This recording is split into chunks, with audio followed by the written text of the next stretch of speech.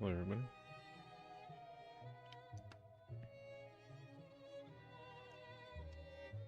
Yes, terrifyingly overpriced video games, that's right.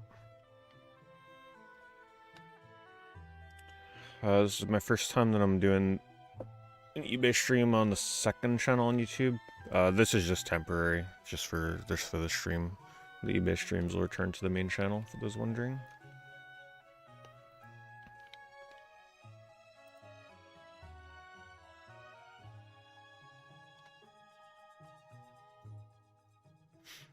It's a good omen. We're starting off with a Japanese D. It's always an interesting cover. Just with that red square right in the middle.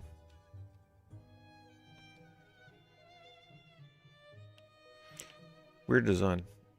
I can't remember if that's on the... I think that's on the manual. I don't think that's on the plastic. Not a lot of horror games ending for auction. Splatterhouse going for over 60.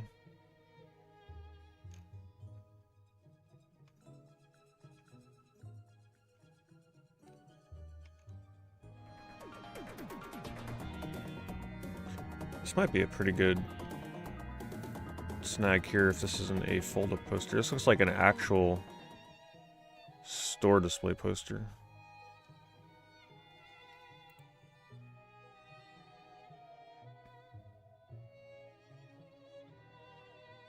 It's nice.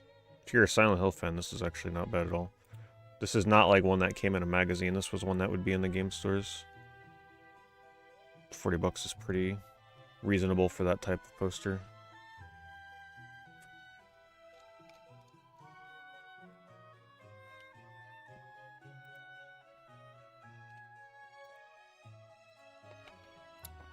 Thank you, Mudu. Thank you for the 108 months. Just a link for that. That's a long link.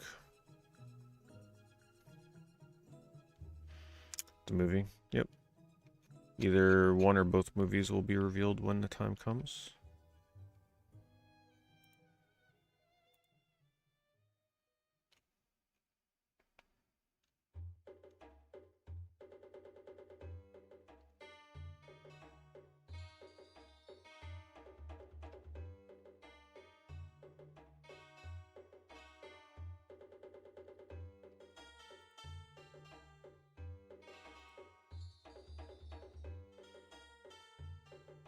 Gotta get this one for Horror Month one day. Nah, unfortunately I'd have to find a emulator or something to play a game like this. I'd do it if I had an easy way to stream this.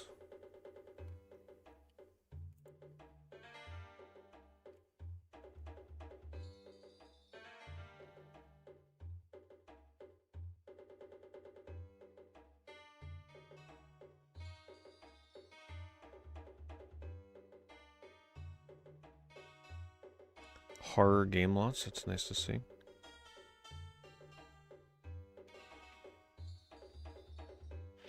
I always hated this cover for Amnesia because it makes the monsters look so goofy. Do you think you'd actually be scared of the monsters if you know that's what they look like? One of the worst covers ever.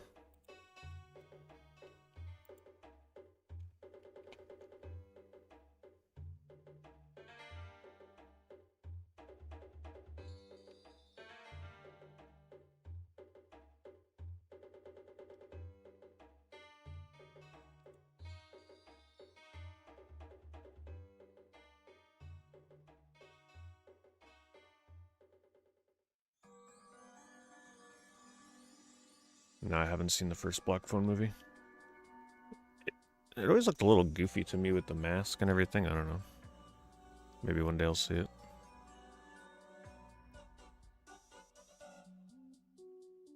You bought tickets for the PlayStation concert. I feel like something like that would have been cool back in the day, but now I'd assume a concert like that is just filled with stuff like Horizon and other AAA games that I don't think I'd want to go see in concert. Do they have like a list of the games that'll be performed there? Didn't they cancel? Wait, didn't they cancel the rest of those concerts? Or did they renew the dates? Maybe they canceled the rest of them for this year.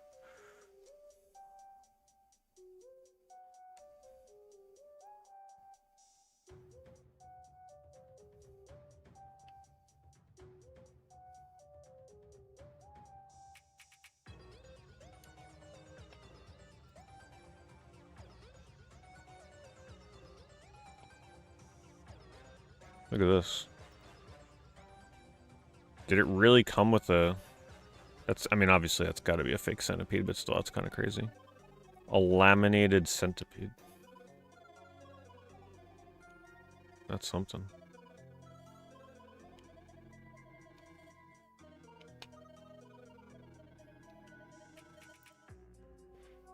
What the kind of game that is.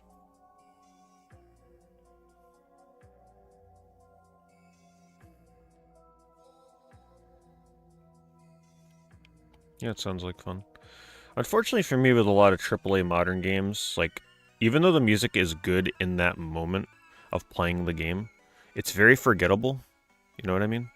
Like, it's really, it sounds great when you're playing the game, but it's not something, I never recall any music from any newer games that I play outside of the games. I guess the music these days is just not as iconic as they used to be.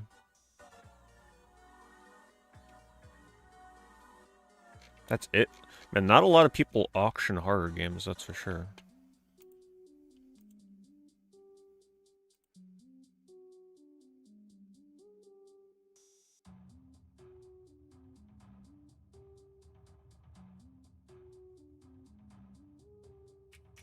No, I haven't really looked into that part deep. That sounds very unfortunate, though. Some European dates got canceled, yeah. That's cool. I mean, if you got something like that local to you, yeah, by all means. Sounds like it would be fun.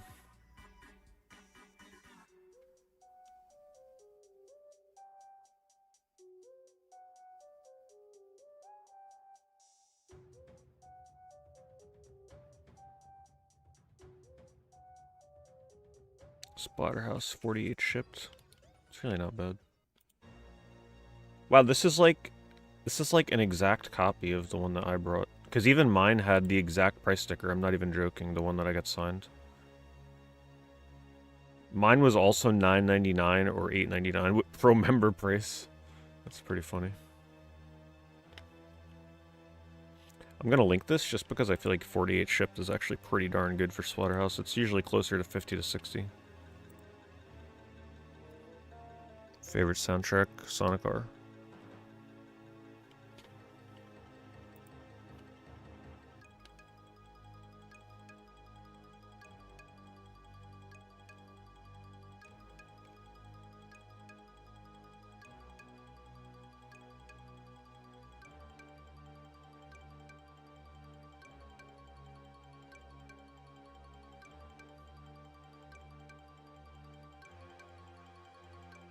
Manhunt has been creeping up in price. I could definitely see why.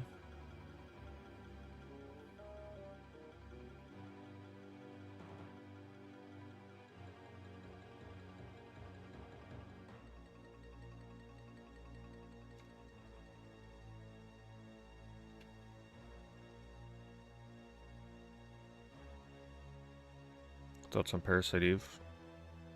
It's definitely one of the best PS1 RPGs out there. Also still one of the most unique RPGs ever made. Nothing has still really come close to it, gameplay-wise. Except for that clone that is about to get released in... was it later this year, early next year? I don't know if they have a date. Oh, there it is. Wish the second game was just like it.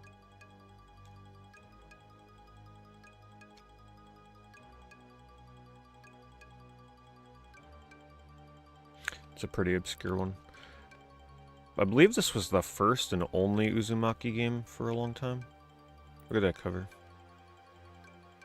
Pretty much unplayable without knowing Japanese, though. But it's one of those WonderSwan games where you can hold it vertically, or you have to hold it vertically to play the game. It's like you're looking at a manga page or something.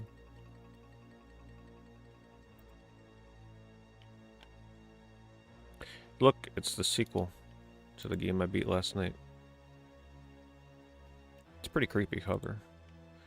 I look forward to one year finding out if this is a big improvement or not.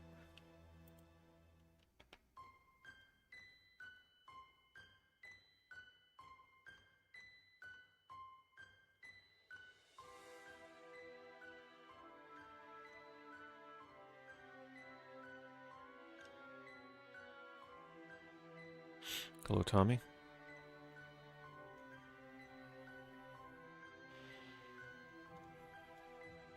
I'll be sure to point out good horror games for you guys. For those of you that are still looking for stuff to play this month. Something different in here. Don't play this game. Well, actually, only play Home Sweet Home if you're playing it in VR. This is not a game you want to play if you're playing it without VR. Definitely a game made for VR.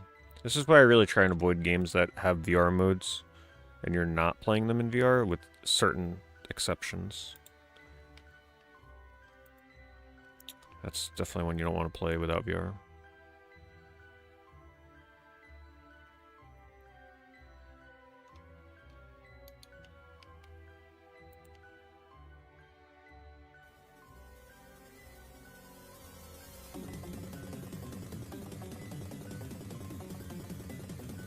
Thanks, Sir Crypt. Thank you for the 84 months. Definitely Lavender Town. Yeah, I look forward to eventually streaming some Pokemon. I don't know, you guys gotta let me know. I've heard that the first, like, several hours of Pokemon ZA is like a giant on-rails tutorial. I don't know if I'm better off trying to play that off-stream, and then once I get to the game, like, actually opening up, then stream it. Because honestly, that would mean my first stream of Pokemon ZA is going to be a tutorial almost the entire time. But it is kind of weird to, like, not stream it from the start.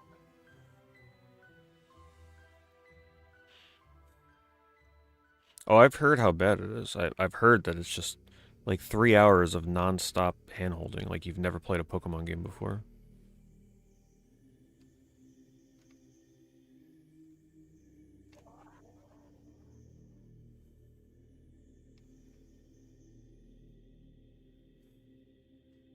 It's a good PS1 or PS1 horror game. You can play Devilman even without knowing Japanese if you wanted to play the original copy. This is a survival horror, actually.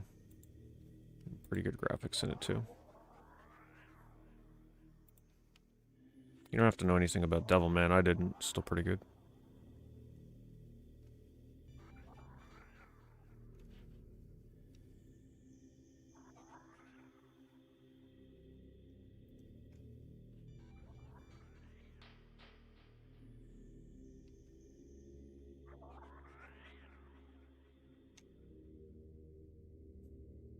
It's a lot of icons on that box. Look at that. Really wish we can go back to the days of game covers being nice and clean with not much on them. Homecoming for 20 bucks? Is it really that cheap? Wow. I know the PS3 version is more like 50, but I was unaware that the 360 version was still that affordable. It's not bad. I was more assuming they were like 30 plus, 35, as most people seem to be asking here. I'll link this in case somebody's looking to get a copy of it. It's definitely really worth playing if you're playing on a Series X. This game is not as bad as people want you to believe.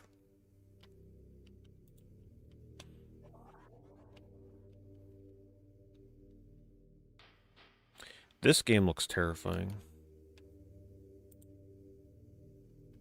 I almost streamed this the year it came out, and the reason I didn't is because it looked too scary.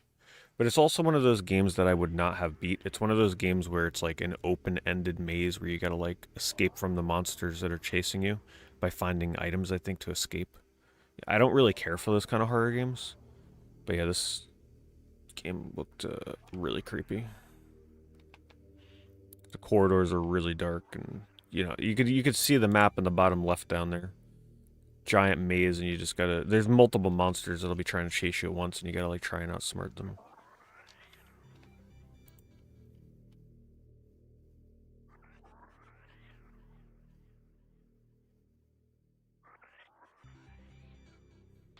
I wouldn't recommend the Silent Hill games on PS3 though. Definitely play them on Series X for the better frame rate. Because those games are pretty notorious for running like crap on PS3. I have not played Fear, nope.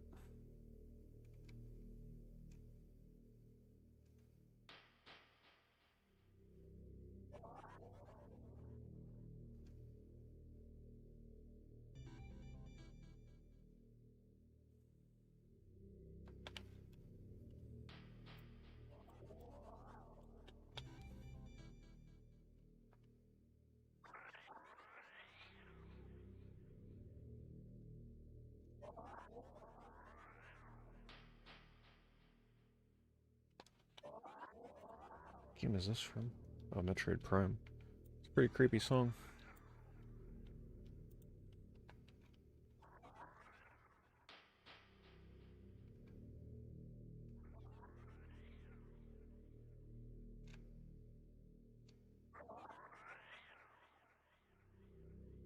Manhunt 2.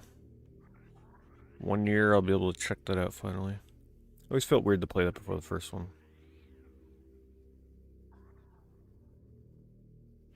Yeah, no, the only way to play Splatterhouse is your physical only, yeah. Yeah, that game always deserves some kind of digital re-release.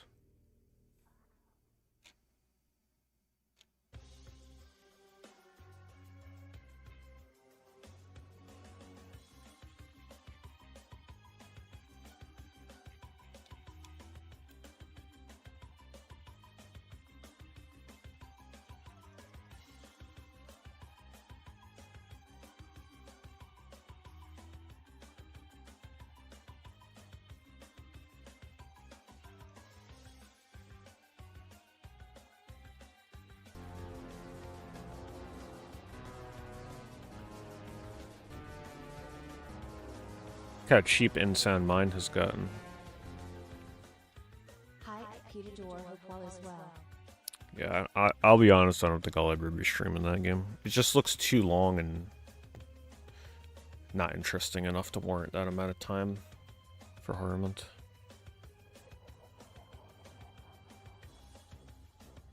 Thanks, ChemDream. Thank you for the big 5-0. Appreciate it very much. Yeah, I've heard it's bad.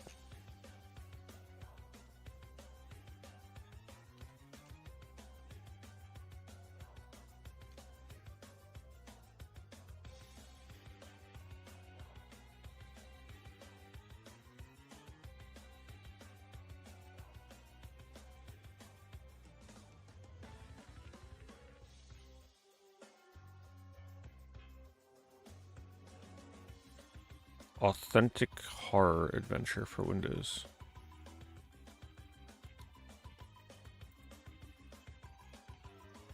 It's a really bad box art. Apparently they released Clock Tower as like some kind of greatest hits. It's a good way to play it though on PC. Game is made for a mouse. Somewhat. It actually works fine with a controller too.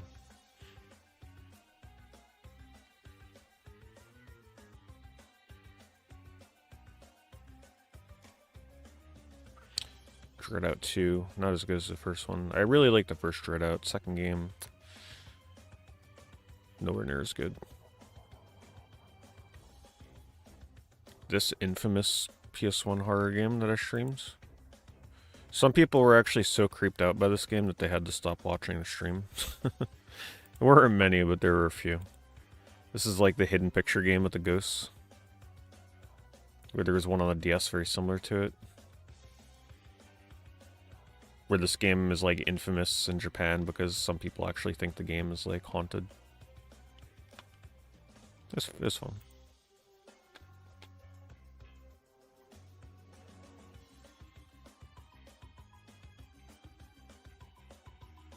Television Sprint, I haven't seen it. What is it, something that's finally not emulating?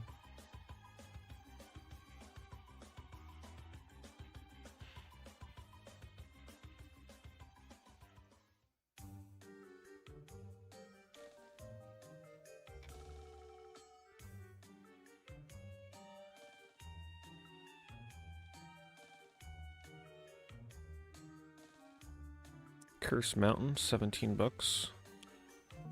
That's a nice cheap survival horror. Always worth what it goes for to play through it. Really different. Still one of my favorite first opening hours of a horror game. Because almost nothing happens. It's just all atmosphere and tension.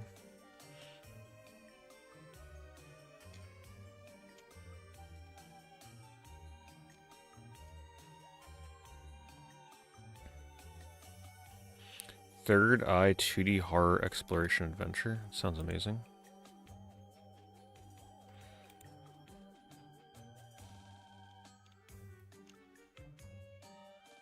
Thank you, Ken. Thank you for the 43 months. It's like a Intellivision mini classic of 45 games. Oh, okay. That sounds cute. Yeah, I don't usually go with the mini consoles, but some of them are just like really tempting with the value and what games you get on there. This looks cool.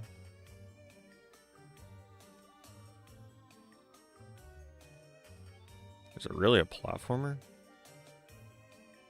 Third Eye. Oh, it's an adventure game. Huh. Doubt that's available outside of the physical from Japan.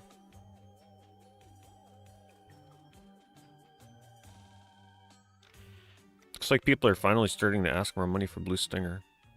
I always knew that would come. There was no way that game was going to stay $30 to $40 forever, even though it is really common.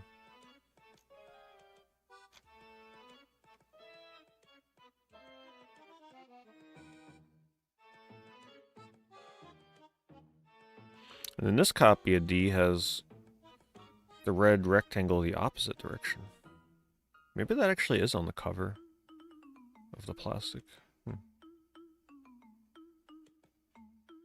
The one we saw at the start of the stream is the other way.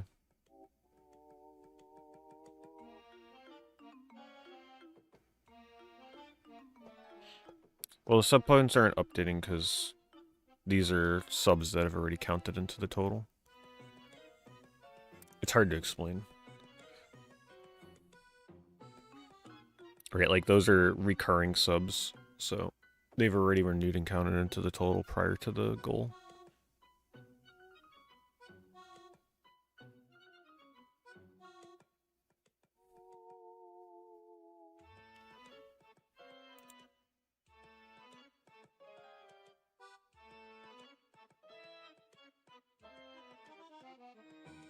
PS5 or PS4 horror games going expensive. Anything that is more of an indie effort. None of the big AAA games will ever get pricey, right? Like none of the Resident Evil games. Silent Hill 2 remake? Nah, I don't foresee it. Not like until like maybe 20 plus years from now.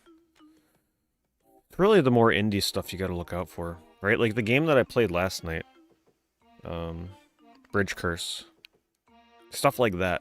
Because the physical editions have a very small print run.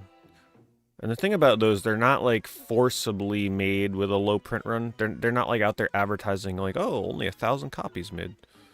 No, they're just like generally low print run. So that's the kind of stuff you gotta look out for if you're dead set on getting physical.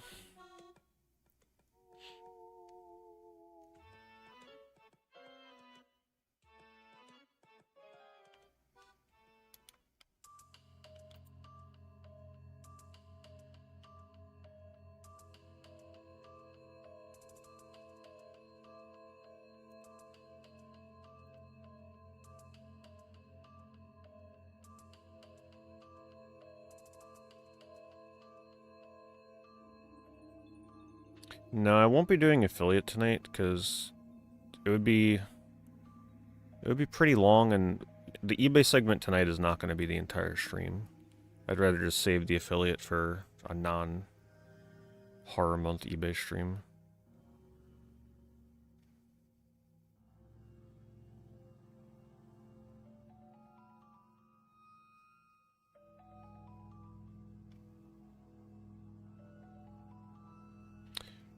There will actually be a... so the way that I want to structure a stream tonight, we're going to do the eBay segment for a few hours. And then there's a sponsored game. But I'm actually going to keep the sponsored game a secret because I think you guys will think it's really funny what one I'm doing. And then we're going to watch the horror movie after that. Well, we watched the movie right on my Twitch page. It will not be streamed on my YouTube channel. Even if it's public domain, I don't trust it. I've had other public domain horror movies have issues with my VODs on YouTube before. So that will only be on Twitch. And then there is a sub-goal, which if it's hit before the end of the first movie, then we will watch a second movie. If not, then, you know, I'm just going to go to bed. Just go to sleep. But it is an option. Both movies, you'll find out when the time comes what they are. Lots of 3D ODs tonight. I don't think we've seen PS1 or Saturn yet.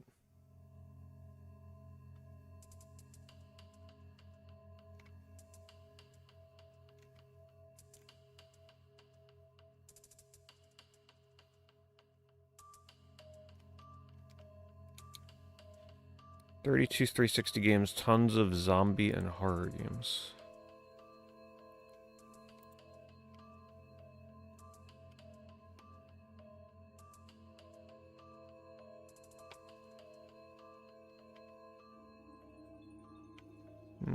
Nothing crazy.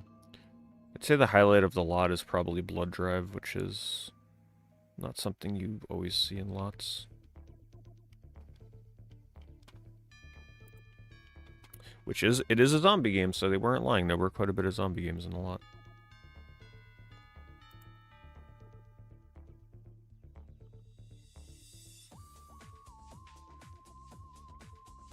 Are there any PS2 horror games I still want to play? I've played most of them.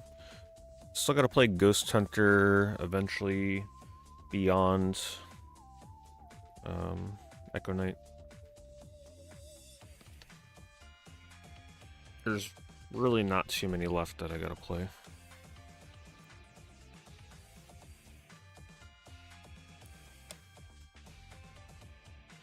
They don't even attempt to put this game's title.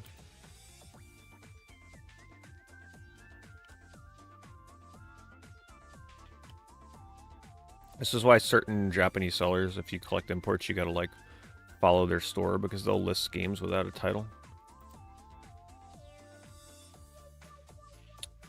Dead and Furious, what is this? It's like a Temu Leatherface.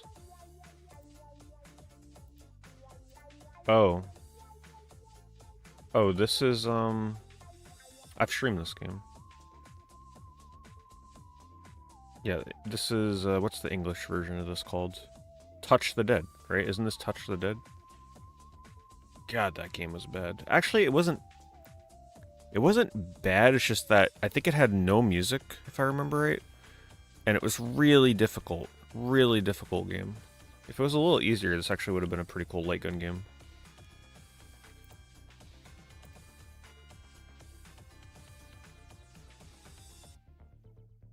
Oh, we're doing a horror game search right now.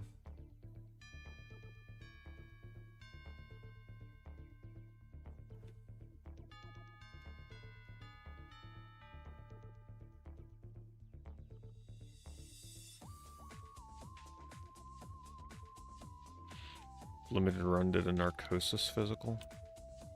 This game is alright. This is the one that I recommended to somebody while I was streaming Soma. Definitely not worth $100 though. I mean, that's crazy. It's a game you beat in 4 hours and probably never play again.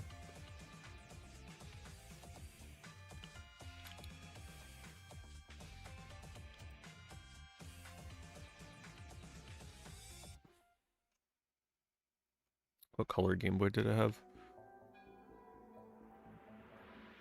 Well, for my Game Boy Color, I had the Atomic Purple. For Game Boy Pocket, I had the limited edition Ice Blue, which got stolen with my copy of Pokemon, and then I replaced it eventually with Atomic Purple, like the clear purple for Game Boy Color.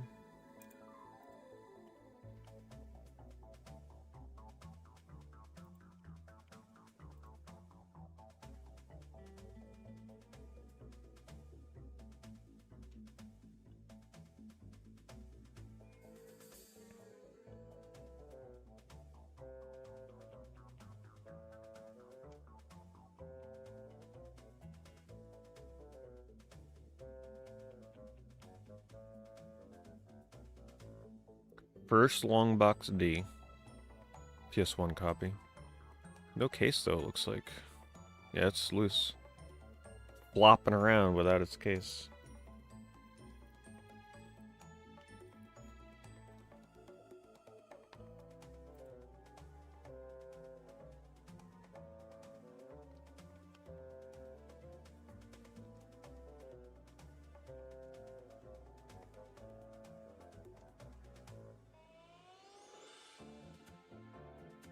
Here's Bridge Curse.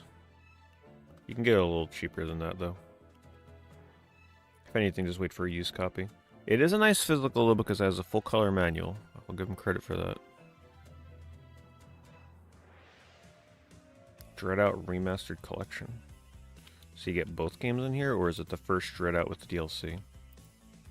Okay, first one with DLC. That's kind of nice. First one's better. Scary game. Very scary game. Yeah, it's good. Very janky. There are a lot of issues with it. I remember being very frustrated at one part in the beginning trying to find something. But very solid survival horror. Well, I should say survival horror lightly. It's very light survival horror. Don't expect no Resident Evil Silent Hill game.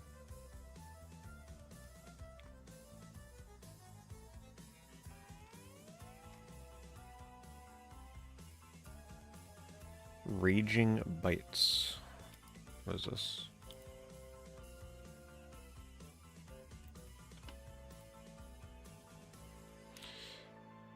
Interesting. Well, this screen here looks cool. This doesn't.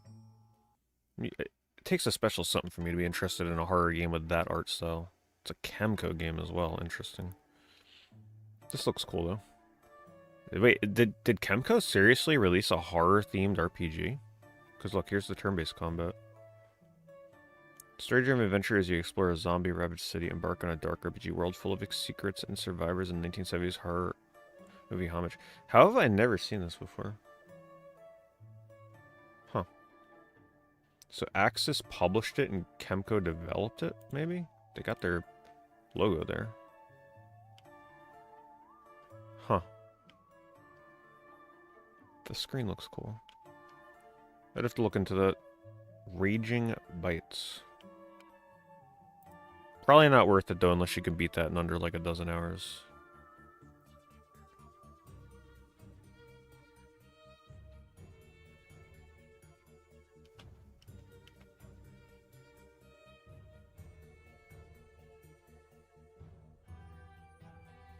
Two loose Ds. A lot of loose PS1 copies tonight. Oh, that's Sega Saturn.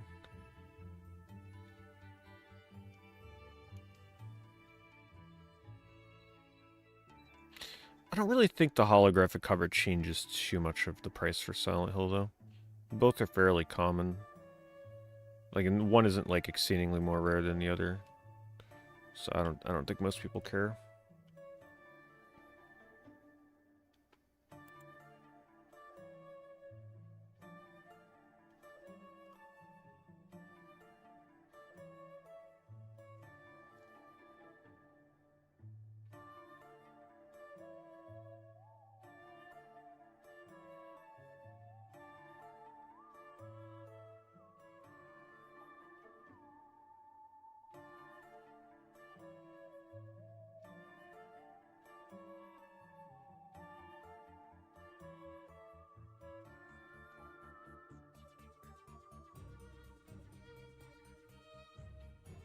It's a cool box.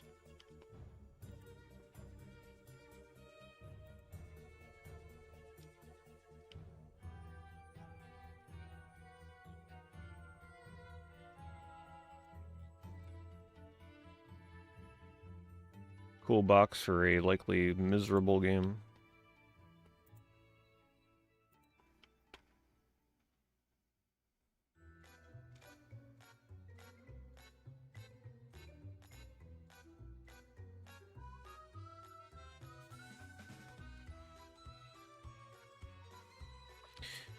Remothered Broken Porcelain. Would I recommend the remothered games? I think I would if you got them dirt cheap. But you really need to be a big fan of stuff like Clock Tower, Haunting Ground, anything like that. The second game is just so bad and weird. But it has a lot of elements of being so bad it's good, so I kind of liked it for that. I've already wiped most of that game from my memory, even though I just streamed it like, what, 2 years ago? Maybe even last year, I don't even remember.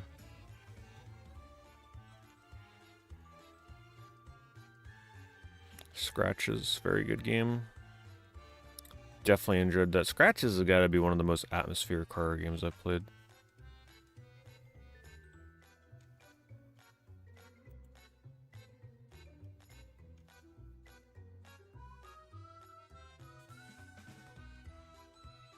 Vampire Rain.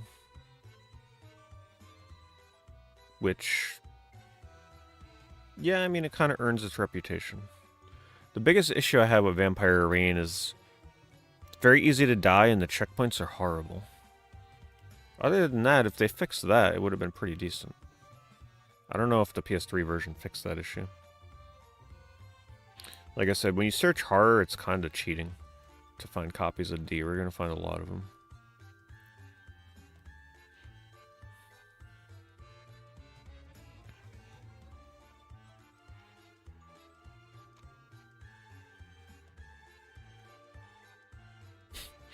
Every time I see this box art, it just reminds me of my Door lol emote. I mean, it really looks like a Twitch emote.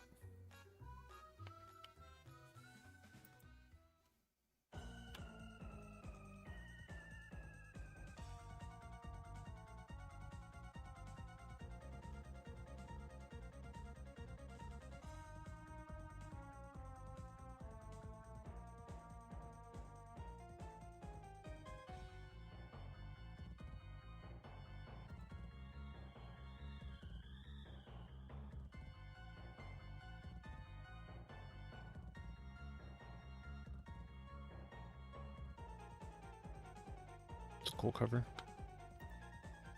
I am aware of this game. This is a very important game in survival horror's history.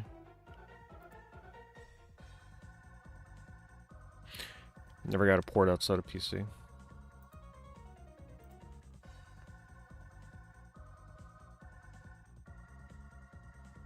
Hello, Steven.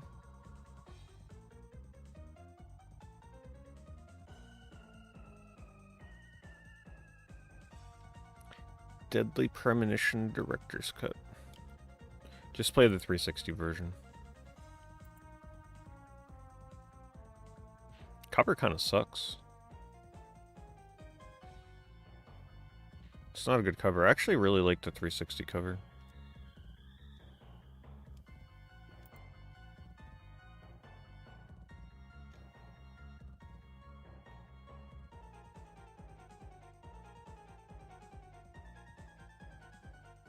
Yeah, see that copy of Splatterhouse that I posted earlier for $40 plus shipping? That was pretty good. You're saving like $20 off of what people typically want you to pay for it here.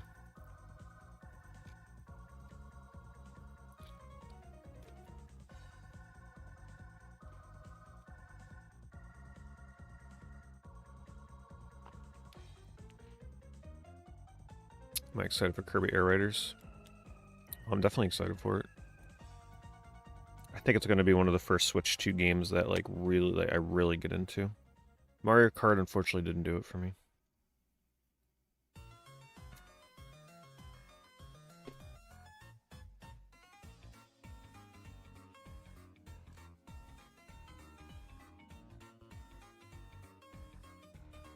Lots of loose Ds missing their cases.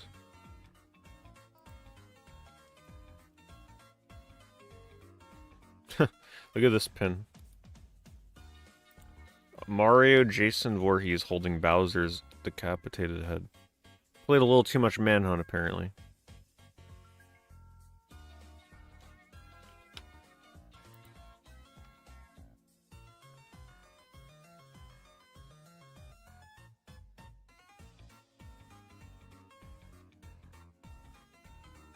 Alone in the Dark.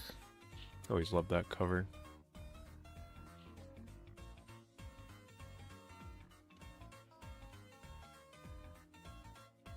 Oh, this is a really good one, too. I didn't do the Ash vs. Evil Dead one, but the Halloween game that they released for Retro Realms last year, I think it was pretty good. I think I played that for my Halloween game. Great little, brutal, bloody action platformer.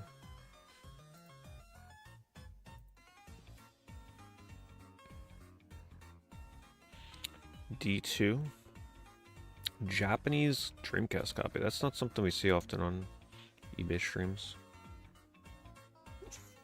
Holographic cover. Still one of the most legendarily weird horror games I've ever played. Nothing else like it.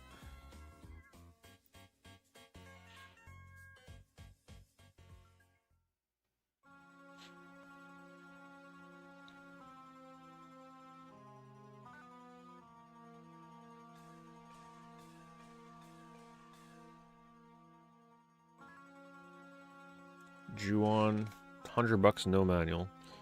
Yeah, I don't really recommend Ju-on. It's very slow. It's got decent atmosphere from what I remember though, but man, this has got to be the slowest moving horror game you'll ever play. Clock Tower on Wonder Swan. Still an awesome feat. Imagine playing Clock Tower on a black and white handheld. Like, how awesome is that? Look at those graphics, so much detail. You know you can tell the graphics are good because just look at the still. Look at the wall. There's shading on the wall. Like, it actually looks like a pencil sketch. It just looks so good.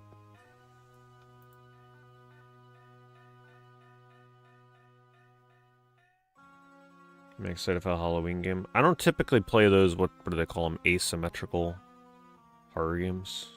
The ones where, like, one person plays as the villain and the other people run. Because they typically rely on you having to communicate while you play with the other players, and I don't care to do that anymore. Yeah, I don't really play those.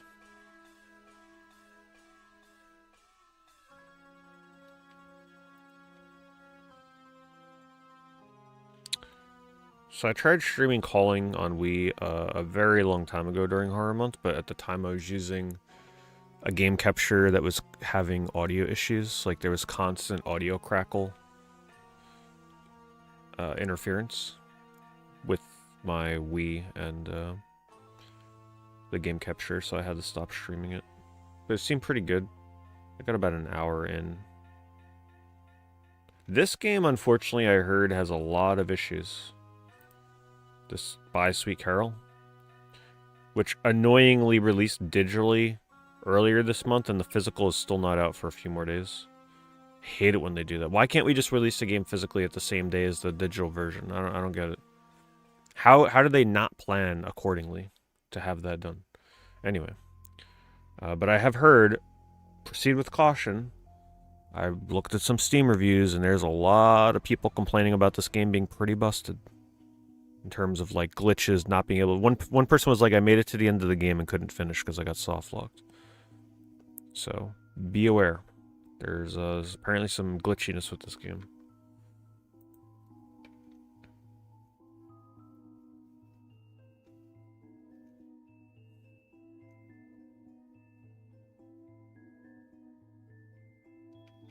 Yeah, but it's not a fun kind of glitchiness. It's a frustrating kind of glitchiness. Not one that would be the good kind.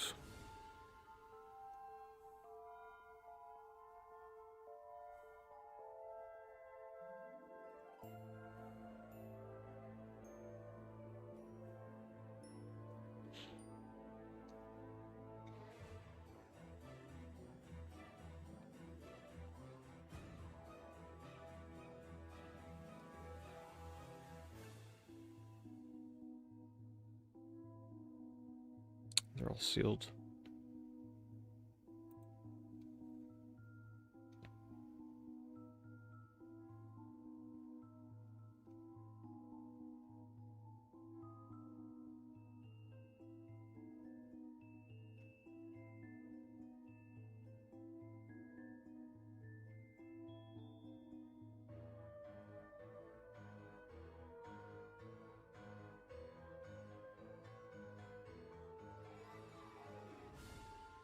Yeah, well, that's why you need to play games with online multiplayer pretty early on when they come out. Because imagine if I went to try and play that Friday the 13th game before they shut it down. Right? Like, I'd have no chance. Everybody knows what to do. Dead by Daylight. I mean, some people only play Dead by Daylight. I don't know how the hell that's possible. But some people only stream or play Dead by Daylight. They're like experts. I don't know, I just couldn't play a game like that over and over and over.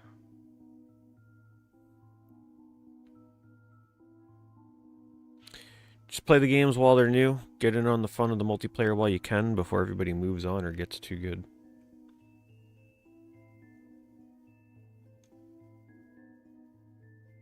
I'm actually shocked this is the first copy of Musha that popped up. Typically there's a lot more of these in search results when you search horror because it has it in the title. You will notice there are certain games that show up way more when I search horror because some of them just have it in the title of the game.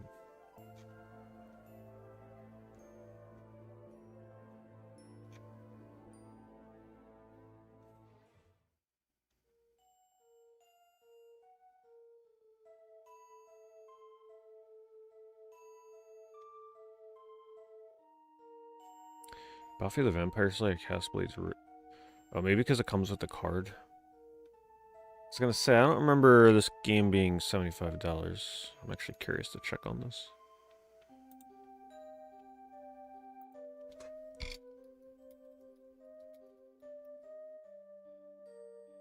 Yeah. I think it's just because it comes with a card, which apparently is pretty rare. There's another one. Different character, though. I don't think that card warrants an extra $40, though.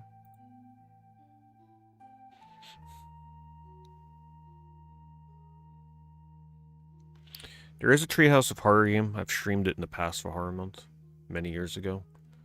The problem with that game is, I think like the first level is really cool, is like a horror Halloween-y kind of themed level, and then the future levels just feel like they could just be a normal Simpsons game.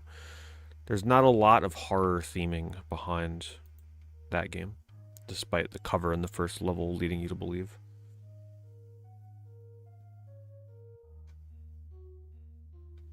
Wow, this got a physical release? That's... also probably not worth it, by the way. I've seen the gameplay on this. This is a super jank survival horror. $150. No thanks. They actually put tank controls on the bullet point. Don't get too excited for this one, though, trust me. It's, I mean, I actually own it. I have it digitally, but I still have not streamed it. There are reasons. Because I know it's going to be a experience. And not in a good way.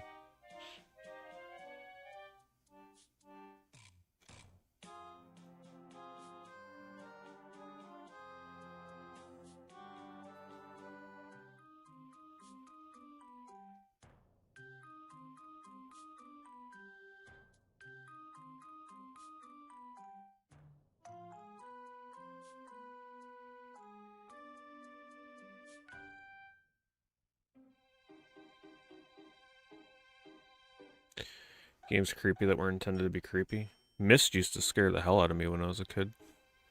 I think the same was for a lot of people though with that game. But yeah, Myst was horrifying. Back when I had no idea what was gonna happen in that game. I actually thought Myst was a horror game. Remember at the beginning of the game when you examine a mirror and like the ghost reflection talks back to you or something? That was scary.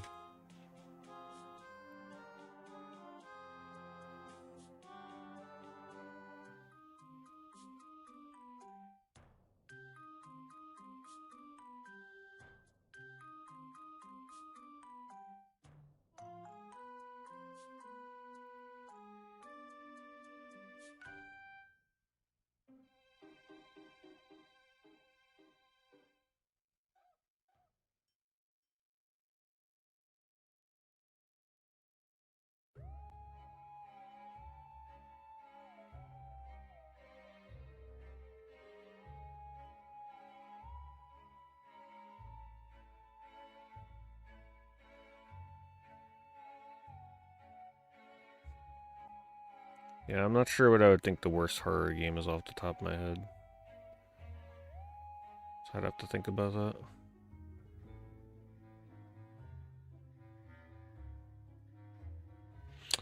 This is the game I was talking about earlier, the DS game that was like that picture game on PS1.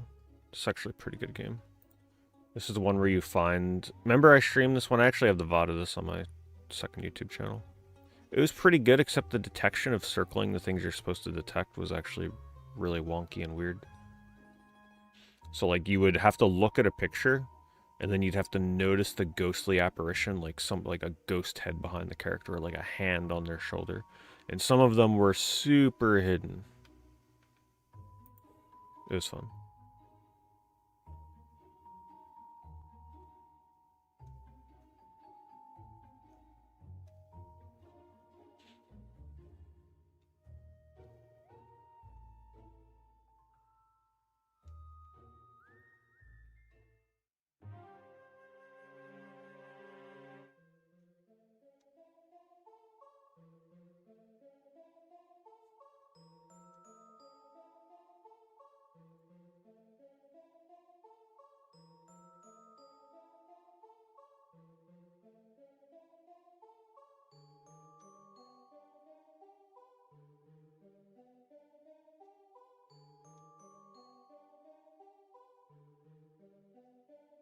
I always forget that they released a physical for Stubbs the Zombie for Xbox One. That would have been cool if they did that more often.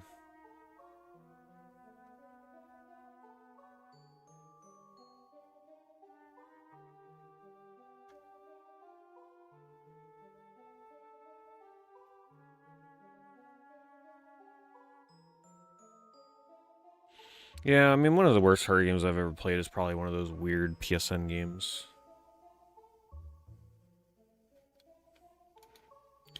Yeah, those are usually really terrible.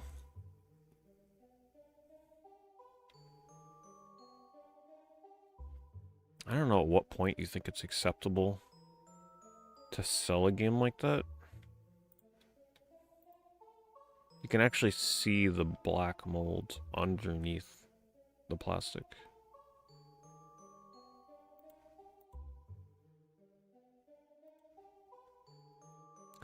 Obviously, no one's buying it. Like, just think to yourself, do you really think that cover is adding any form of value? If anything, it's taking away value and preventing people from buying the game. Just take the disc out. Sell the disc.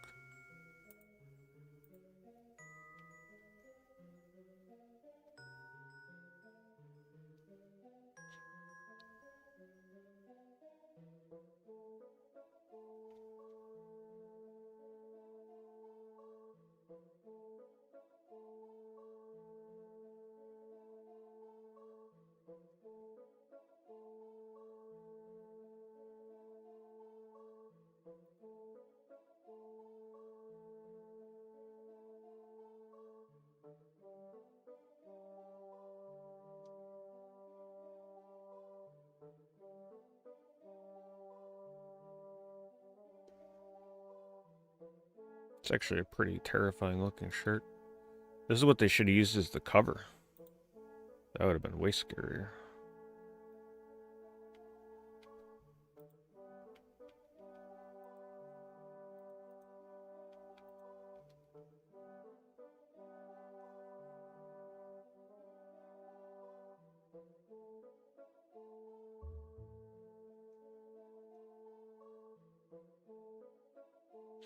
Alright, let's see. Let's search. What's sold? Unfortunately, it's really hard to search for horror games unless you're searching for specific ones. Because if somebody doesn't put horror in their title, if you ever go to sell a horror game on eBay, by the way, be sure to put horror in the title. It'll definitely be a good keyword search for you. Someone picked up The Dark Eye. Man, this game was cool, but sometimes progressing in this was really rough. And I think something crazy happened too, like my game crashed at the end and I couldn't get the ending, so I had to like watch it on YouTube or something, or I ended up going through like the last 30 minutes all over again. I don't remember. It was a very frustrating experience, that's for sure, whatever it was. But the visuals were awesome.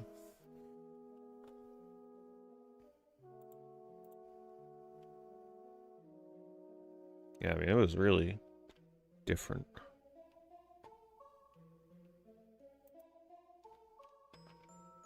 Thank you, Frost. Thank you for the raid.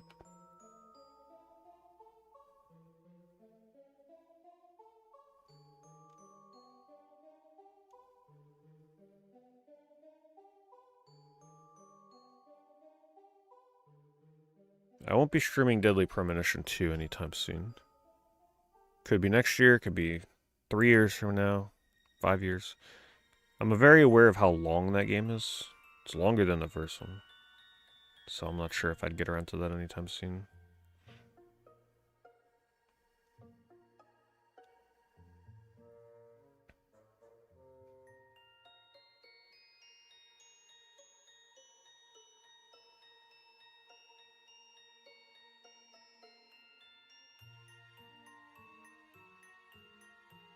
Yeah, I've still never seen the Constantine movie.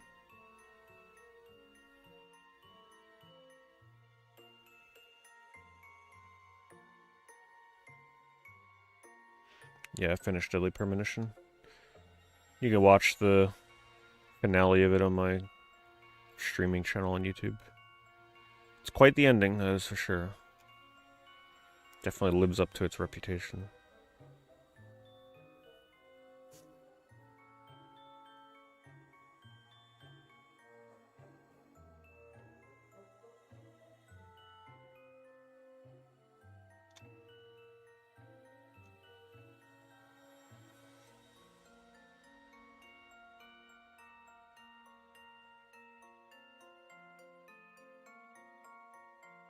It's cool.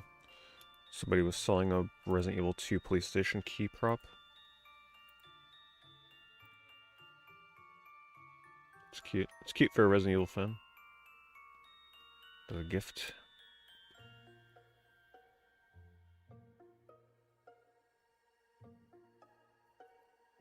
No, I have not revealed the movie tonight.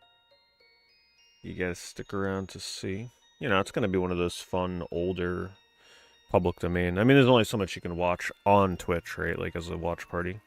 You have to do public domain, otherwise you're just not allowed to watch it.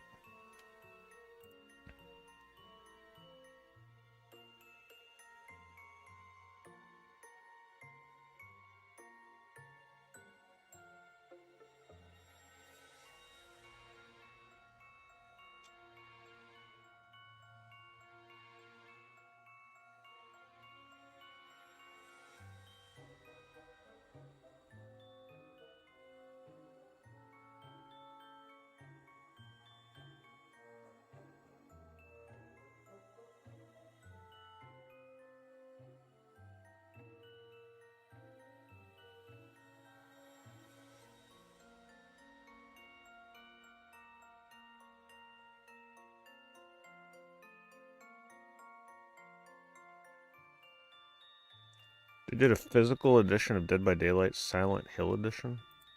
Wow.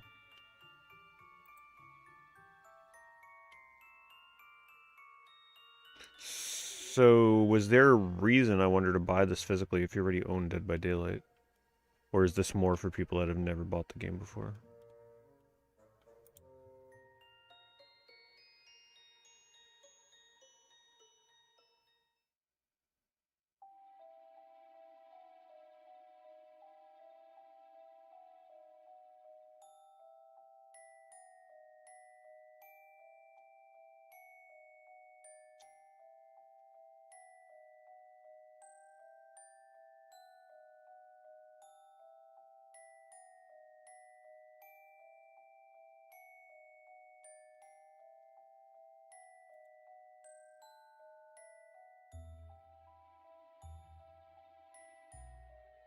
Oh, look.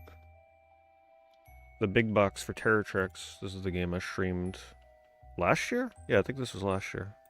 This was fun. This was the FMV game with this like CG robot woman talking to you. This is fun. This is the one where I soft locked the game because I saved like right before I got killed or like killed the wrong person or something and I couldn't get out of it. I think I had to stop playing the game, unfortunately.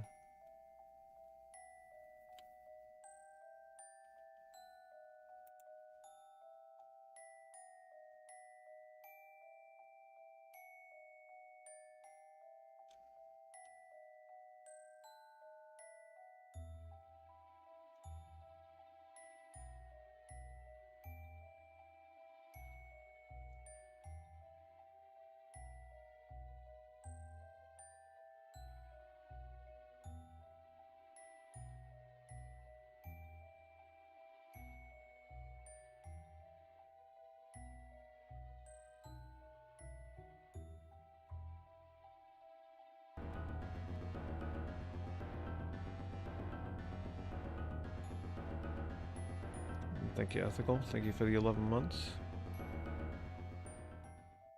Good horror month so far. Excited for the rest of the month.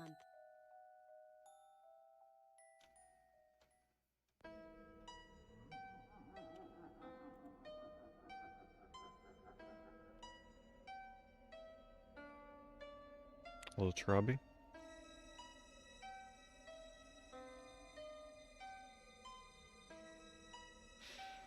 I've seen the first Hell House, yeah. I enjoyed it.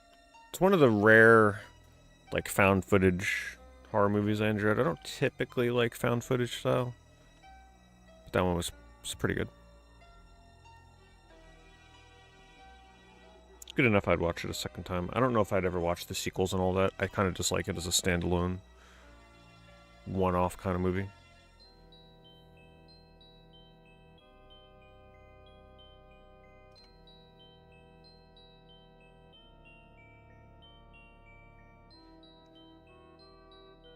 Inmost sounds familiar.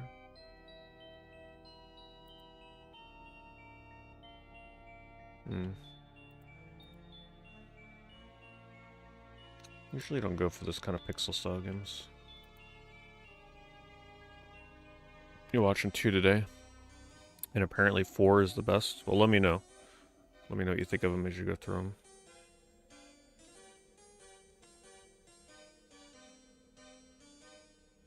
Oh, the 4th is a prequel, so I could just skip the 2nd and 3rd and watch the 4th. I was totally right about 28 years later. I mean, hey, some people really enjoy the movie, and I think that's great. But, man, that movie was not what I wanted it to be.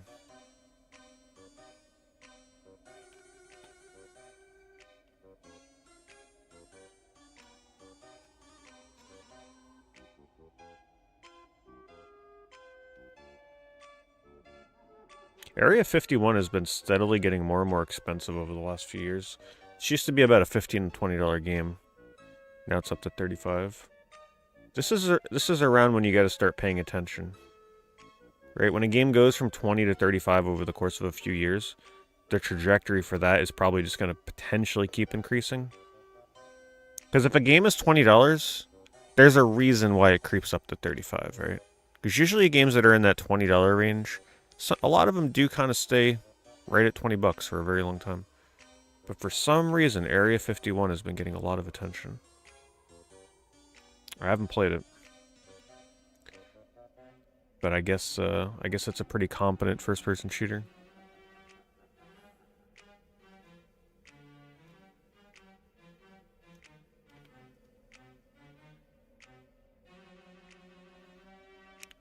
The watch party will be on stream, yes. They're public domain, so you don't gotta go anywhere.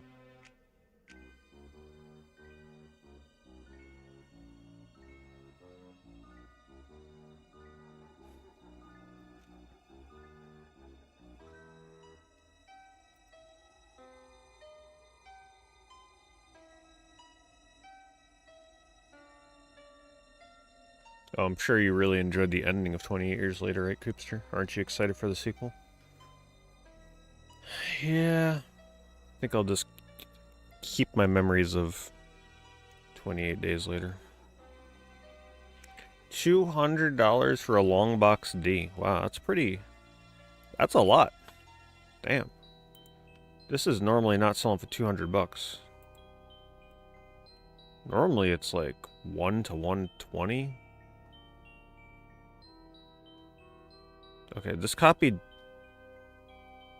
does look pretty mint, but still. Registration card and I guess the paper inserts for the discs. There's one right here. Well, that one doesn't have the case for 86 that we saw. Interesting.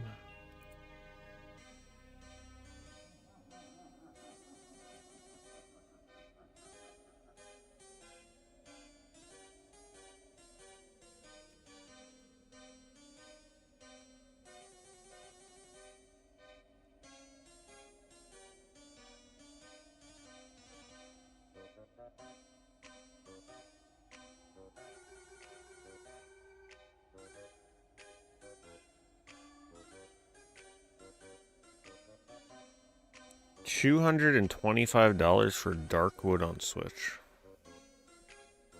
Damn.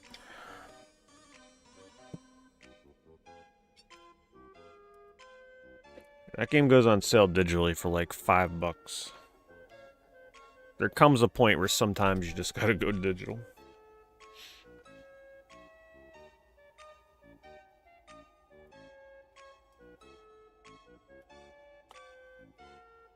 $7.50 for Kuon. That's a little cheaper than what we saw it sell for a few weeks ago. Wasn't it like over 1,000?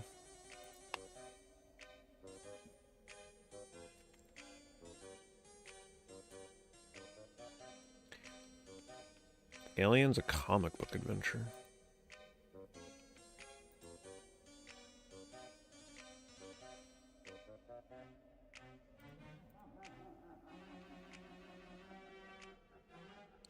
View yourself in alien combat from a 3D isometric perspective.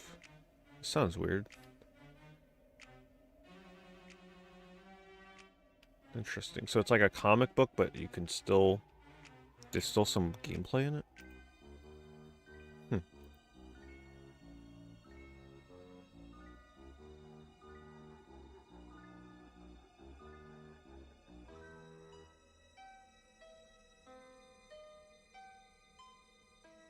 Well, Kuon is definitely worth playing if you like survival horror stuff. But it's always one of those kind of games where even if you play it and you're like, wow, that was definitely not as good as I thought it would be, you could always just sell it again. No need to hang on to it. See, this one went for 120. That's why that one for 200 is pretty unusual.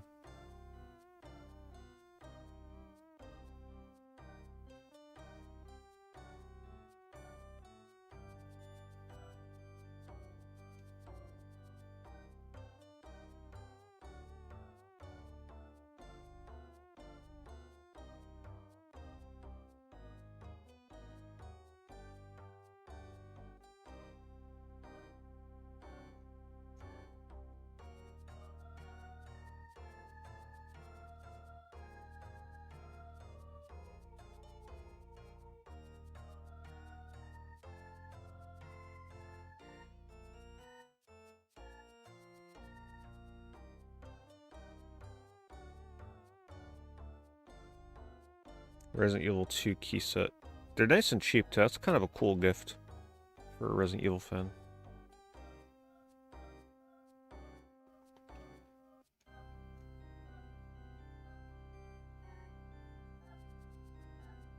A horror bundle for Sven 92. $300. Seems like a pretty good price. Let's see. What the hell? Damn, this Sven person got a pretty good deal. Let's see. Parasite Eve 2. I mean, Parasite Eve 2 alone is minimum $100. Nemesis, let's just say 50 at minimum. Parasite Eve. Not in the right case, though. It's a single jewel case. So that's probably missing something. Fatal Frame 1, 2, and 3. It's pretty good. Blood Rain Hollywood Video Edition plus a bunch of guides. The guides are kind of like whatever. Nothing too crazy. They seem beat up too. That's a good price. $300 for that.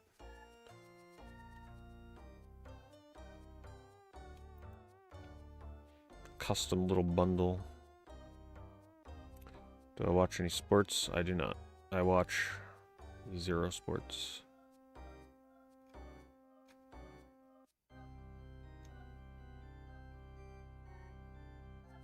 I watch so little sports that by the time the Super Bowl comes around, I don't even know what teams are playing.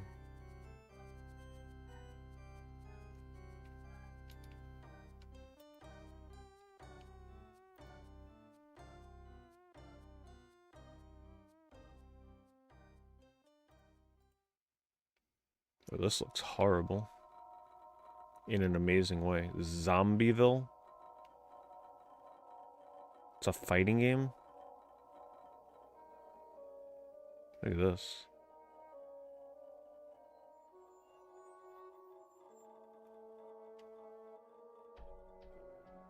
Intricate plot with twists, turns, and puzzle solving. Wait, so it's not a fighting game? What the heck is this?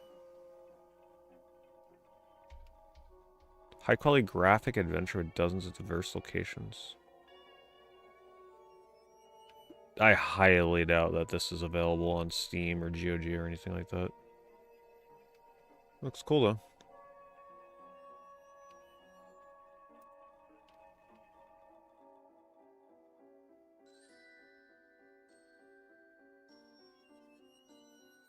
Esports? Nah.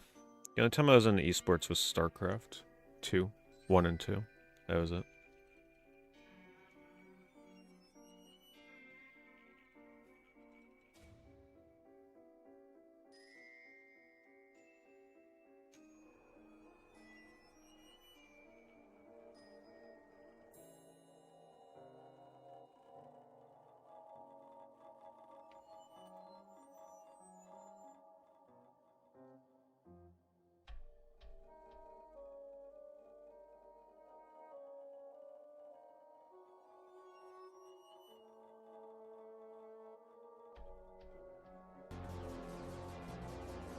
Well, I definitely participated in esports before it was really a thing.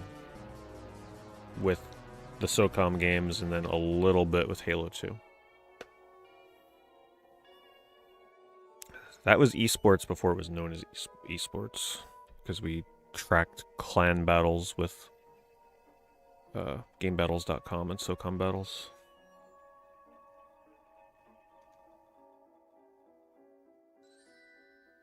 $666 for a PS4 with PT installed.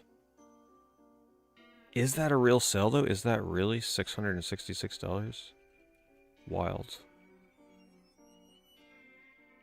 Hello, Ostia.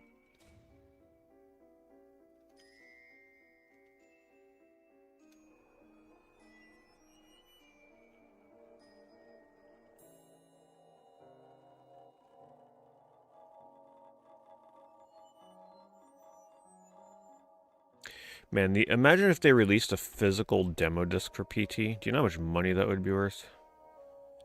I would guess if PT... Let's just say there was like a demo disc for PT given out at like E3 or something.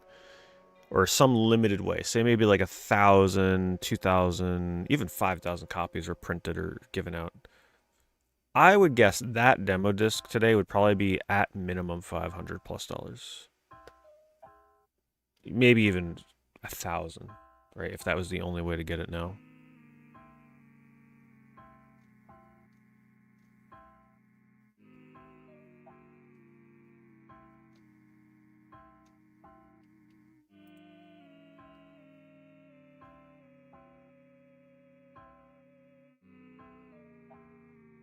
This is a very creepy song from Pikmin 2.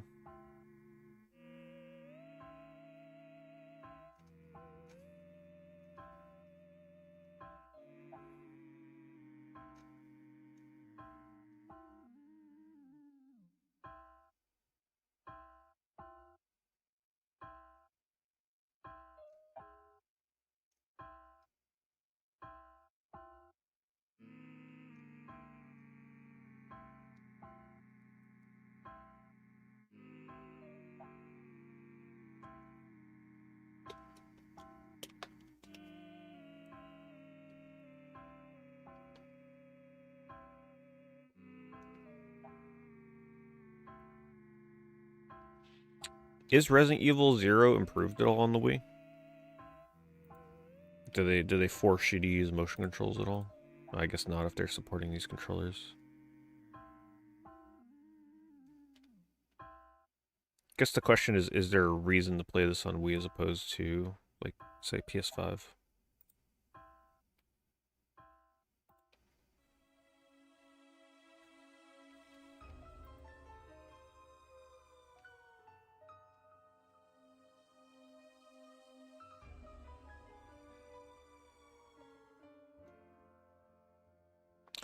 There's Doki Doki Literature Club still going for a lot of money. One of the few actually really expensive Xbox Series X1 games physically.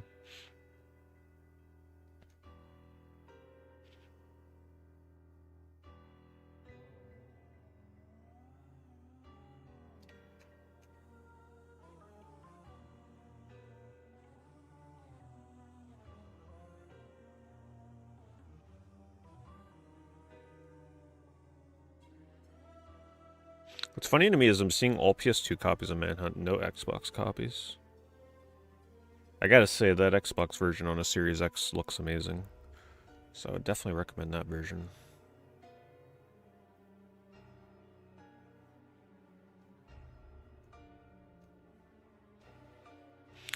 Alright. Interesting to see what people are buying. More people need to put horror in the title of their sales, seriously. It's a really good keyword that I think you should take advantage of.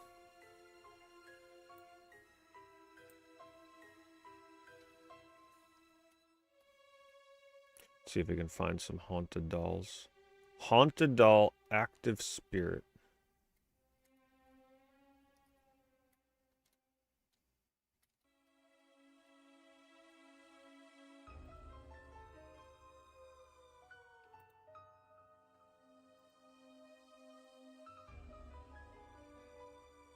Let's look at the ones that people have bought.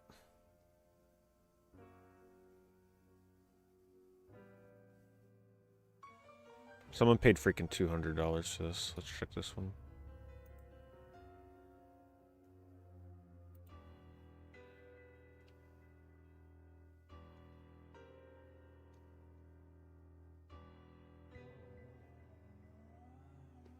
He's 21 years old.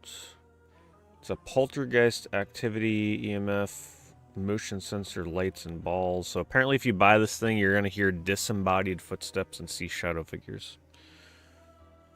Lance is super active, moving his vessel and small objects around him, making the lights flicker, and his shadow figure is seen often, and he can be heard walking throughout the house and whistling. His passing was caused by an automobile accident.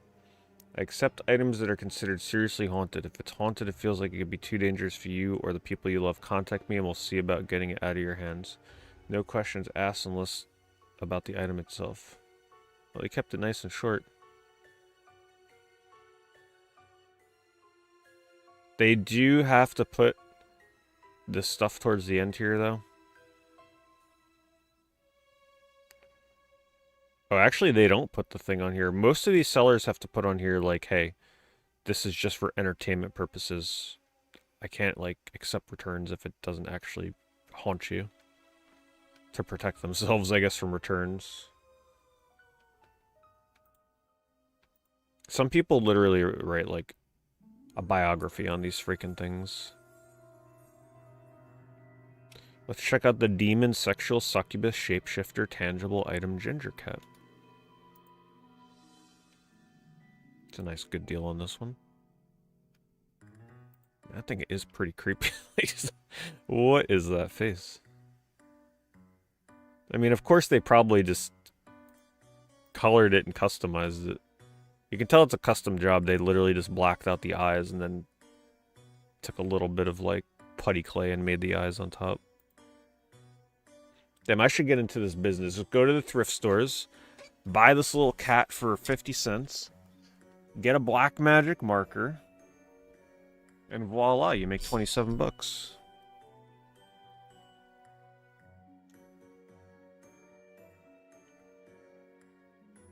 Meet Ginger. I love the description. Actually, at this point, I wouldn't even doubt it if they're starting to use AI to write these. Meet Ginger, an exciting succubus who craves you like sweets, a true vessel with a rough nature, origin unknown. She is using her supernatural abilities to appear harmless and neutral. I mean, it is kind of harmless. It's literally just a piece of rubber. She loves it from... Wait. Hold up. She loves it from behind and loves licking you and wants you to kiss and lick her. Okay. She is really special and will change her form and shape to reflect what she feels you are lusting or to gain sexual activity. From you and other worldly spirits, this escalated quickly.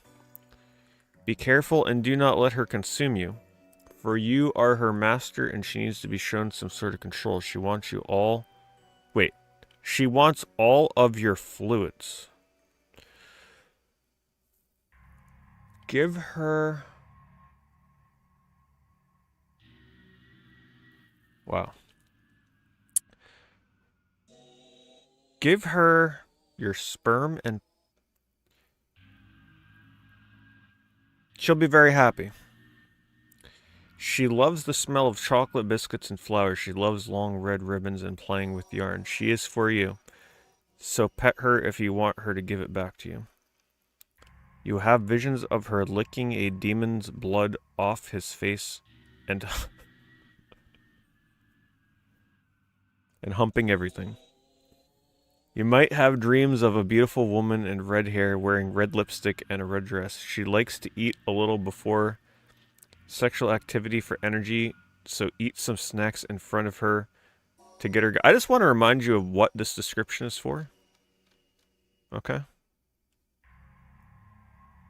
It's literally a 5-inch plastic cat.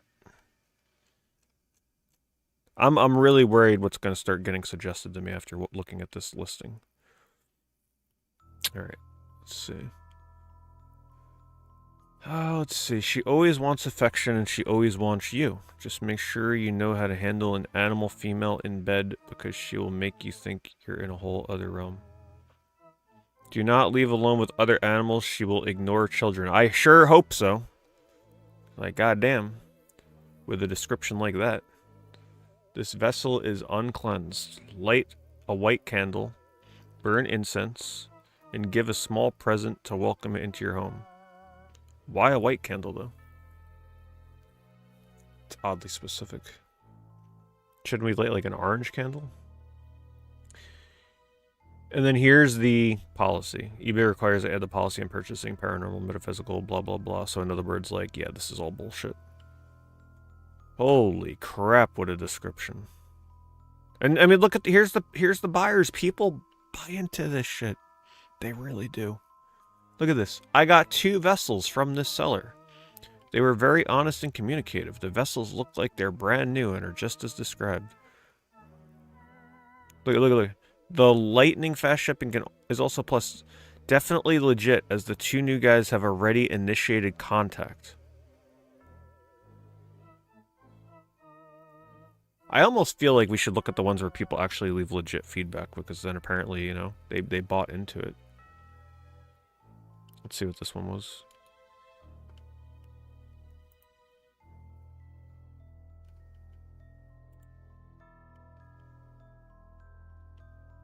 God, there are some gullible freaking people out there, boy. Oh, Jesus. Here we go. Now they're recommending me shy, unclaimed succubus summoning companion. What have I done?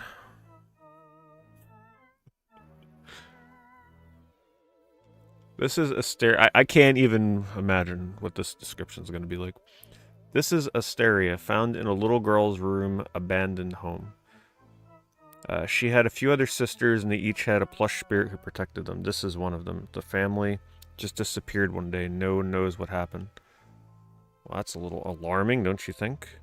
The family had an emergency and up and left. This spirit used to protect and guide the little girl. Asteria is a goddess of the stars and a guardian angel for you. She used to love astrology and studied science and outer space when she was alive. She died peacefully in her sleep. Sci-fi movies and cartoons relaxed her and made the little girl happy that they got to enjoy those things together. With this spirit, you may see a shadow from him. But shouldn't it be her? In the corner of your room with bunny ears. Sounds of humming white orbs. And so don't forget, the person that bought this said this is active and it's working as intended. And even angels in the skies in your dreams. She also talks to you and will stroke your hair while you sleep. Talk to her and pet her. She will listen to you and guide you in the right direction. She will help you make better choices and relieve the stress from your life. Or, you know, you could just go maybe talk to a therapist or seek help. Eventually, she will trust you, and she is very generous with her time and advice. She wants nothing more than to make you happy. She will guide you and protect you from evil as well. You might hear her giggle and hum a little louder when she's extra happy. She's great with other spirits, pets, and children. Be ready for a sweet, loving, exciting adventure.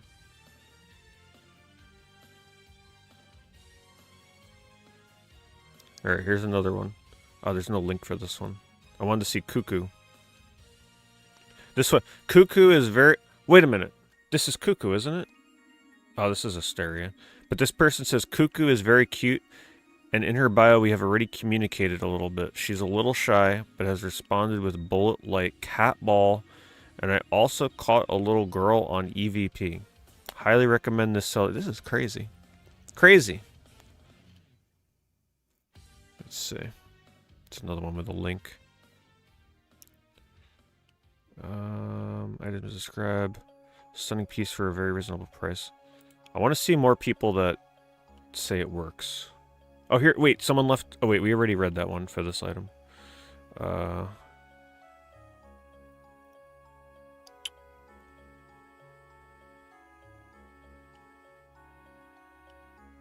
Okay. How do I know this item is haunted? Ah, there's no link for it. I've been having the most wild abstract dreams since having it in my possession. Hearing knocking and even having weird vision. Let's see. I'm looking for more people that attest. Let's see. Ah, darn. Man, they were really good at writing descriptions, though. Yeah, honestly, I feel like most of the feedback are fake. Because a lot of the feedback comes from people with almost no feedback.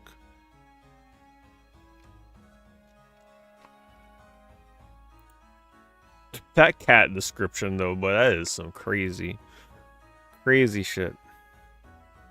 I don't think I've ever read a eBay description that crazy before. Oh, Jesus. Oh, boy. Oh, no, no. I mean, we can't keep looking at these succubus items. My eBay algorithm's about to get crazy. Alright.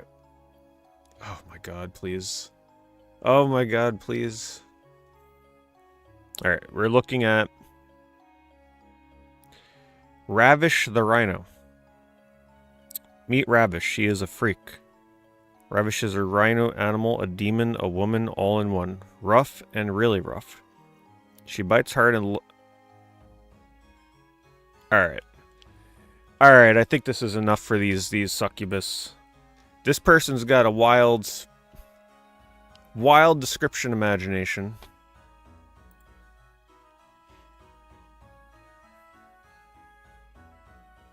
Haunted active spirit in a Snickers bar.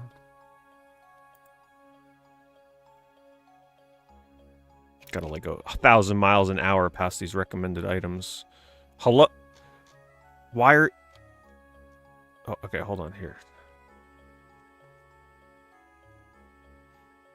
This vessel is uncleansed. Light a white candle, burn incense, and give a small present to Will. What? No giant description on why the Snickers bar is haunted? Found in an abandoned home. Ooh. Boy. So apparently you too can just take a Snickers bar and say you found it in an abandoned home and someone will buy it for 20 bucks.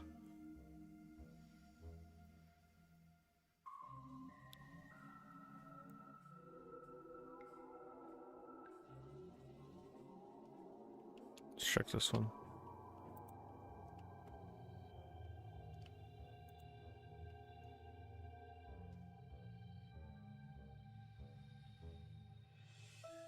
Alright. Jiangashi. I present to you Jiangashi. He was sent to me from a friend in China. I'm sure about that. The neighbor of my friend said she couldn't sleep ever since getting this doll, and he felt something trying to eat him while he was sleeping. He once got so scared because he woke up floating a few inches above his bed. Trial and error of getting rid of things he recently bought, and it was this guy here. Jiangashi is a spirit back to life in this vessel, and the sole purpose of killing the living to absorb their vital essence. They resurrect when the soul of the deceased cannot leave the body because of induced death or even misconduct. Day by day he remains in his coffin. The vessel is protection, or likes to be in the dark in closets or the caves. During the night it will walk around your home, or should I say glide like a vampire with stiff arms. He will knock over small things in the kitchen or small furniture, bang on the windows, show himself as a pale-faced creature from somewhere else in your dreams. Jiangashi wants to live hundreds of more years.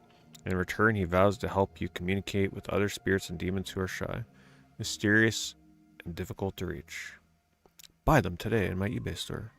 This would be a rare experience. He is also entertaining and somewhat lustful for the sight and smell of a little blood. Communication and activity is strong and cannot be mistaken. EMF and SLS readers, spirit boards and boxes, white orbs, dowsing rods, meditation, prayer, pendulum, etc. Ignores children, prefers cats over dogs, and monitors activity. Unfortunately, no one left feedback for this one.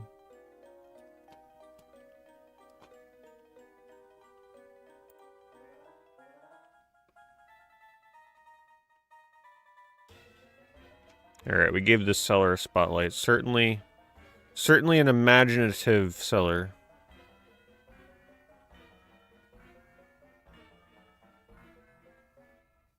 A haunted Beanie Baby? Alright, one more.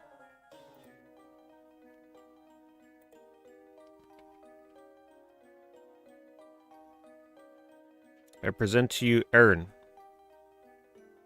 I found her at a small church down south. But this person really gets around. She is known for her kindness and her ability to bring comfort to those who welcome her. Her spirit feels like a quiet companion who listens and understands without judgment. Erin is tied to the memory of a sensitive young soul remembered for her empathy and gentle heart. Since inhabiting this vessel, she has also shown herself to be a nurturing presence, bringing reassurance, serenity, and even luck to whoever she is kept with. Erin eases feelings of loneliness and provides a sense of understanding and inspires clarity during dreams, reflection, or meditation. Offers support to those dealing with sadness or stress, enhances intuition, and deepens spiritual connection. She's such a good vibe all around. She attracts good luck, and while providing a safe environment. Well, that's a nice spirit. What a nice, uncleansed spirit, no evil, beginner for kids bear.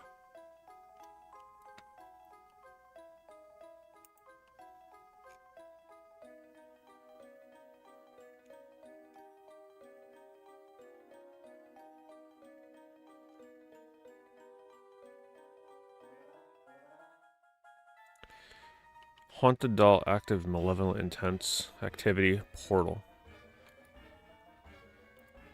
They literally just go to thrift stores and find these things for like $2 and then come up with a little story and make huge profit.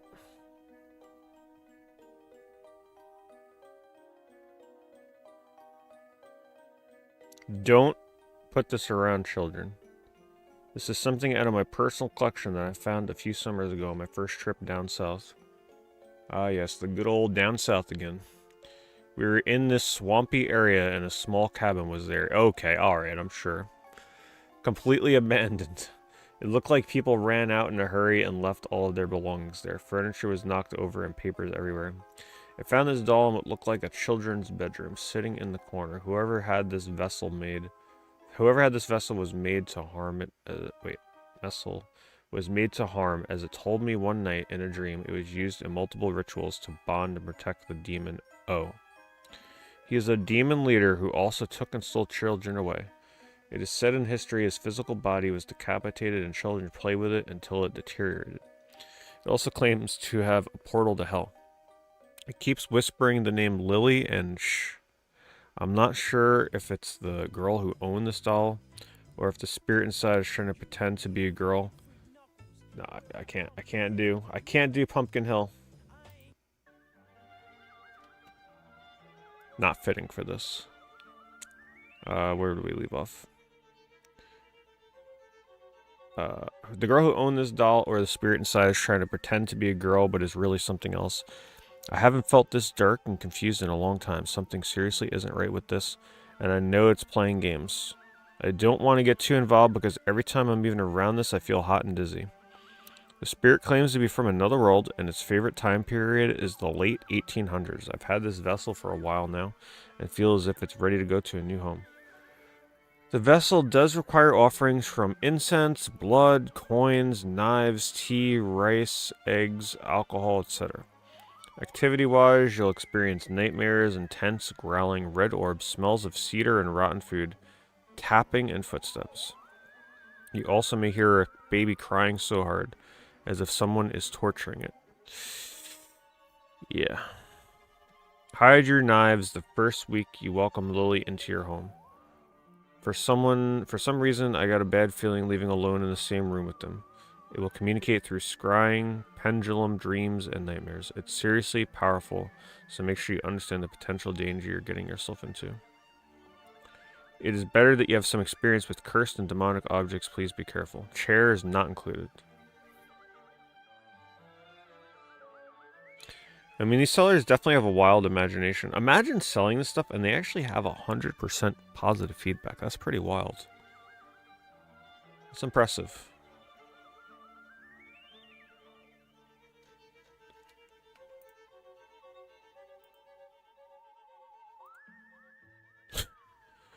God, This, I don't think I'll ever forget. What was the name of this thing? Ginger the cat?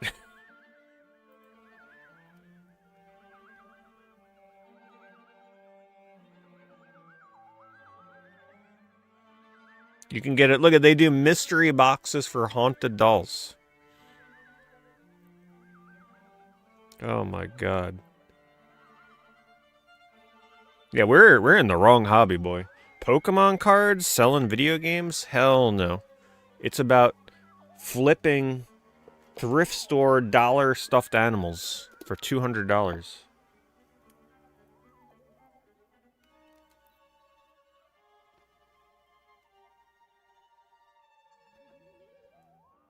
Haunted doll active spirit McFluffy.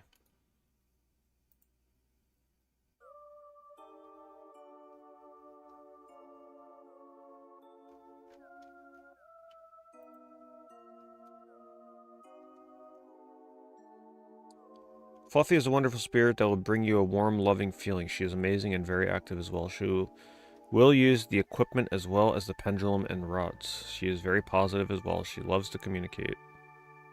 These are things that have sold, by the way. I just want to remind you. Somebody bought the succubus rhino.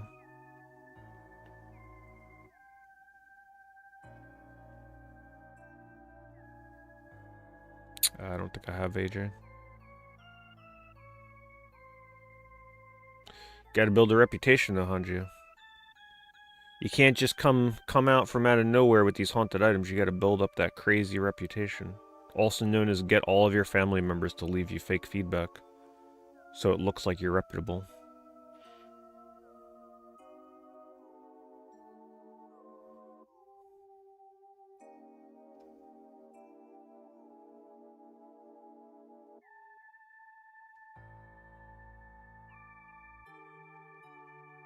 Start by the highest.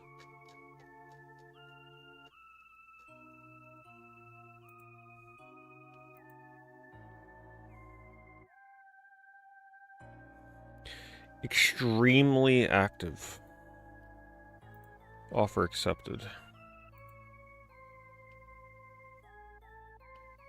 God, oh my god, that is...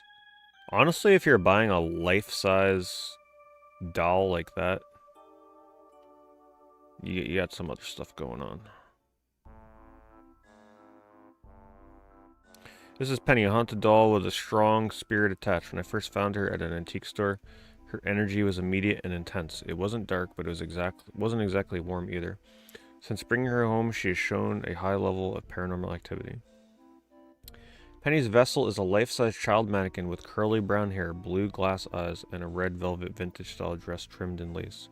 She has a serious, watchful expression that seems to change at times, especially when she is hugged, where she may subtly smile.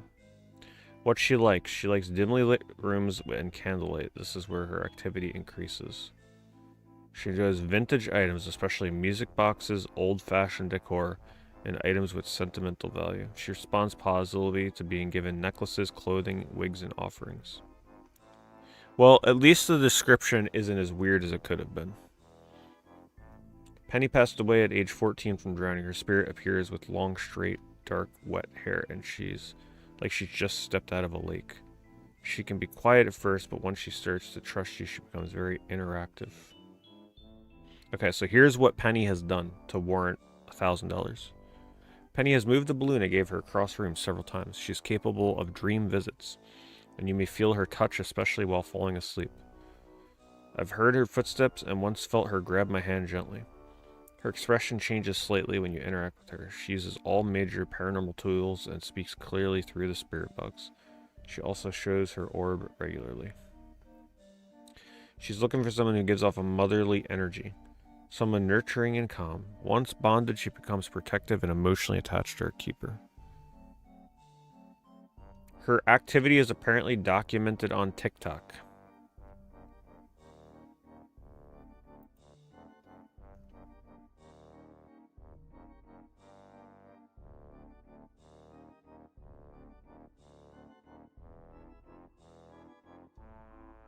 TikTok haunted doll.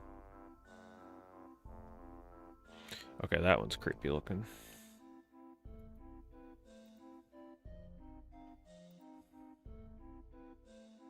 Oh, there's a video.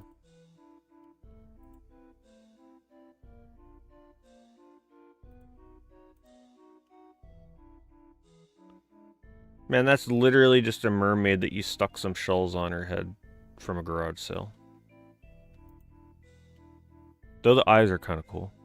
I like the custom work they did on that. Meet one of my strong... Who is this seller? Is this the one we... No, this isn't the same one. Meet my strongest spirit, Serena. The vessel is 22 inches tall porcelain with a seat. Carries the spirit of a gentle girl who wished to become a mermaid. A being of the sea whose energy is devoted to healing wounds of both body and soul. She is serene yet powerful, carrying the timeless wisdom of the ocean. Her presence is soothing, guiding us, yada yada yada yada. She's drawn to people who have trauma, heartbreak, lingering pains, whether physical or emotional. Her presence acts as a balm, helping her keep her process pain or replace it with resilience, hope, and strength. I truly cannot describe the healing aura of this lovely spirit. She gives you healing energy, peace and renewal, resilience and strength.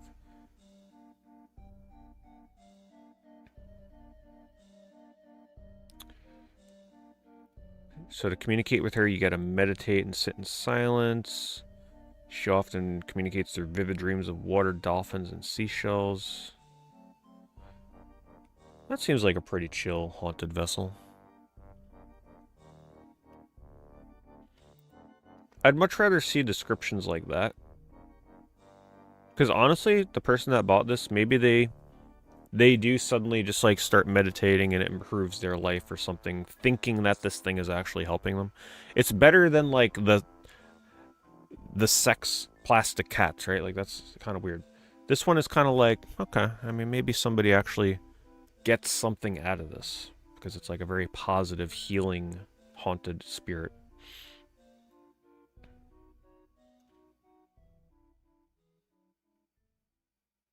Oh my god, look at this one. Yeah, perfect music for this one.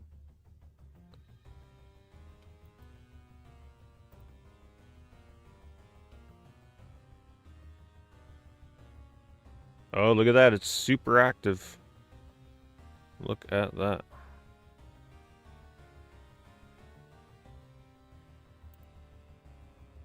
And you know it's authentic because they got a foam skull next to it. Oh my god. Look at this setup. Holy crap.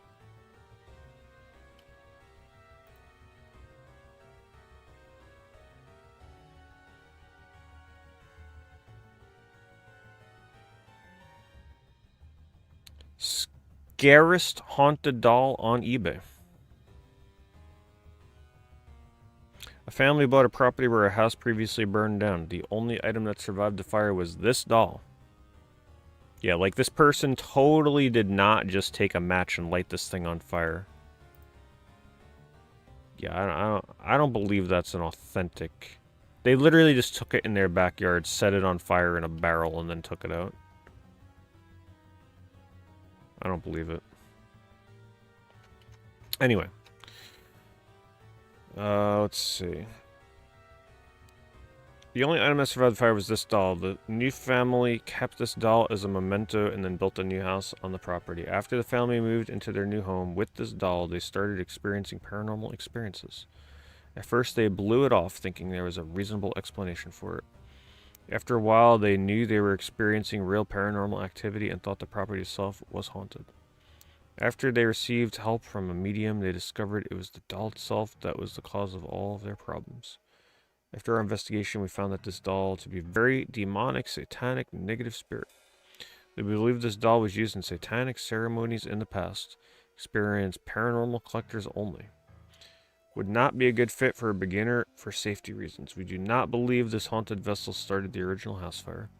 I suggest keeping this doll in a case. It's important to establish boundaries with this vessel as soon as you get it. You may notice things being moved around near this vessel. There has been different kinds of aromas with this doll. You can smell like things burning. This is a must-have for any experienced collector of the paranormal. Makes a great conversation piece. This vintage haunted vessel is a 7-inch plastic sleepy eye doll.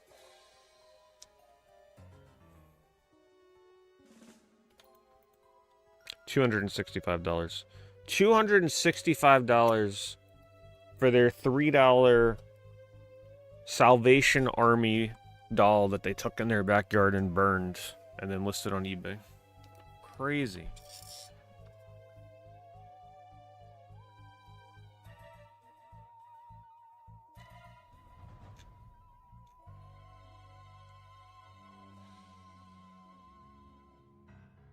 They keep this one in a cage.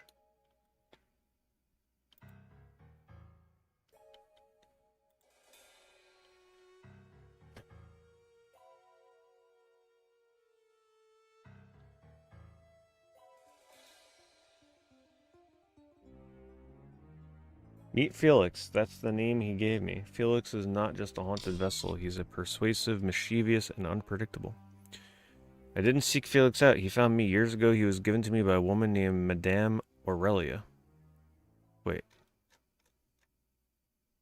Yeah. Wait, possessed possessions. No, this is another different seller. One of the other things we looked at was called Aurelia, I believe.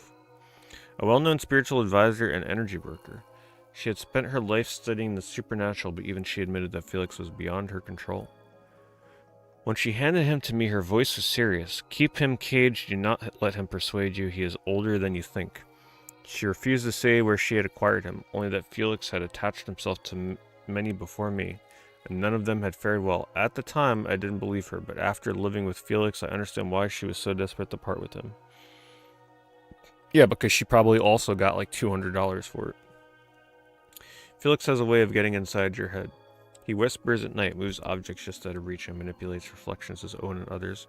But his most unsettling trait, he convinces people to do things. He whispers at night, moves objects on their own, mirrors and glass reflecting things, tapping on walls and furniture, sudden cold spots surrounding his cage. I caught him staring, his expression seemed to change slightly. Then they list off just a million things.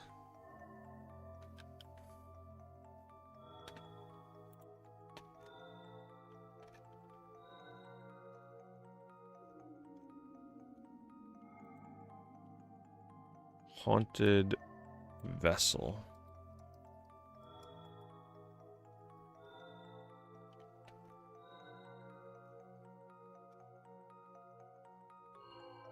Oh, Jesus.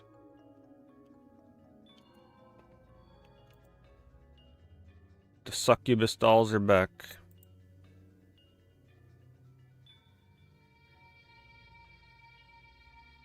What am I even looking at right now? What is that? Okay, alright, I see what it is. It's like a skull.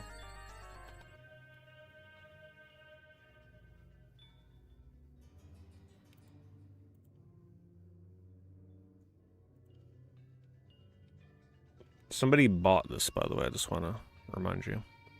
Hey, thank you for the sub gift, Anonymous, going to Feral Fan.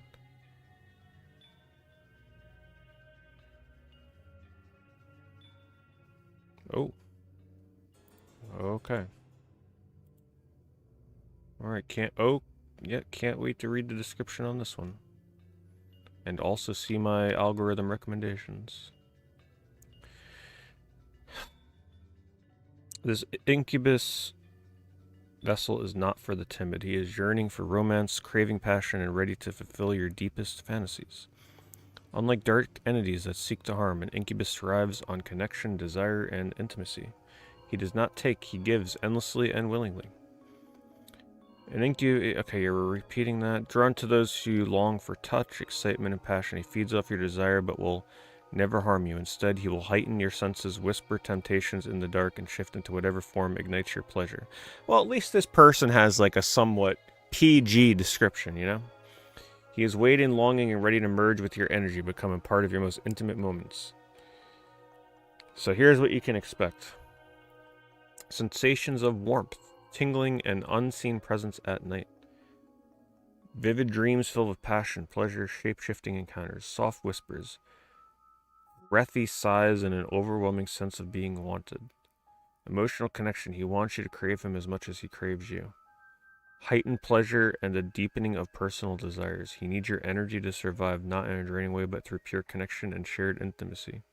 The longer your bond, the more powerful the experiences will become.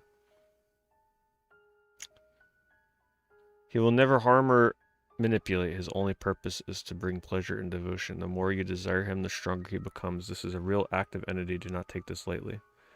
I ship with urgency and care to ensure this vessel arrives safely. Feel free to message me with any questions before purchasing. But only if you are ready to embrace his desire. Okay, somebody left a review. Somebody left feedback. Order delivered on time with no issues. Oh, well, that's the automated feedback.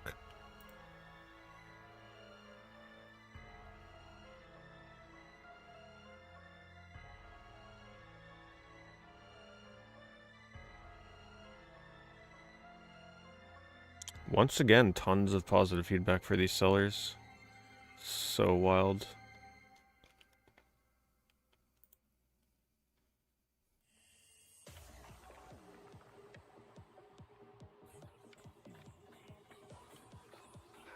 This is a spooky song? I don't think so.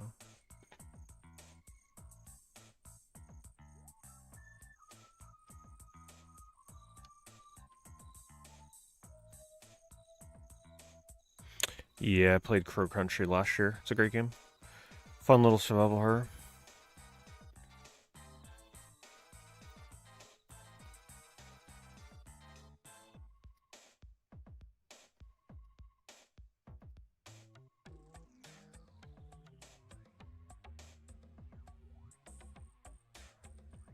Anybody need a satanic mirror with a portal?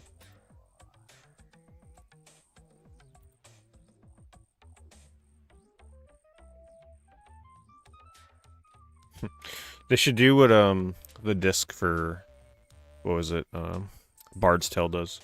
On this side you put on here, flip over to see hell itself, and then it's just the mirror looking back at you.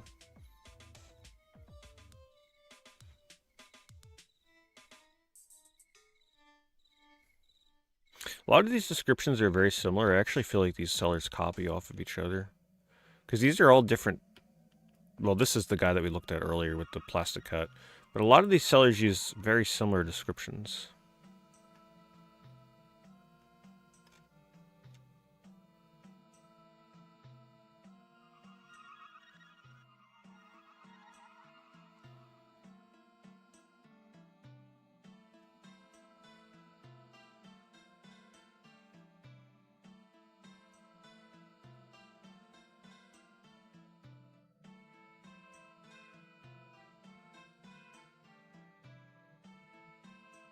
Could you just imagine going over someone's house for the first time and their home is just littered with these creepy ass dolls?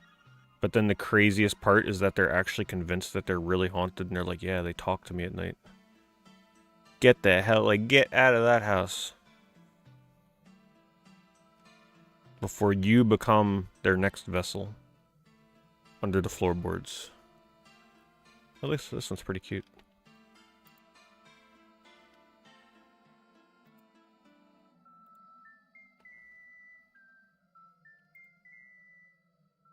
Nice little paper mache custom work job on it. Oh my god. The succubus algorithm's catching up. Lewis was only 22 years old when his life and the lives of others came to a violent end. Through spirit box communication, he was emitted chilling details about his past. When asked whose lives he took, he clearly responded, "My whole family," and followed with "others too." Wow, that's so convincing. Lewis has shared disturbing phrases such as, I watch you when you sleep. You smell so good I can eat you. Deep, guttural laughter that I've heard audibly without any tools. He also turns on entire lights on and off in the middle of the night, activates my daughter's toys without fail to wake me. Clear, intelligent spirit box responses in a low male voice. Apparition sight is standing in the doorway at night. Dark laughter that seems to echo in the room, moves energy around the space in sudden bursts.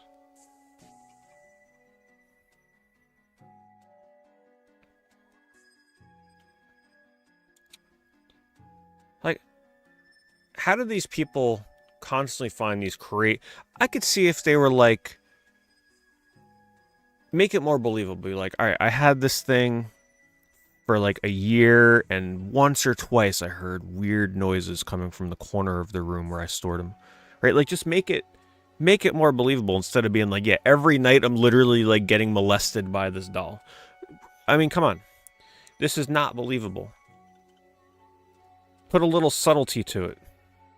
And you want us to believe that you somehow stumble upon thousands of haunted items and they all just so happen to be like the star of the next Conjuring movie? I mean, geez.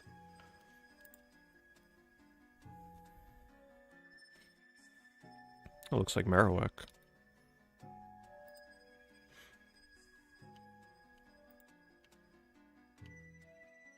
It actually looks inspired by Marowak.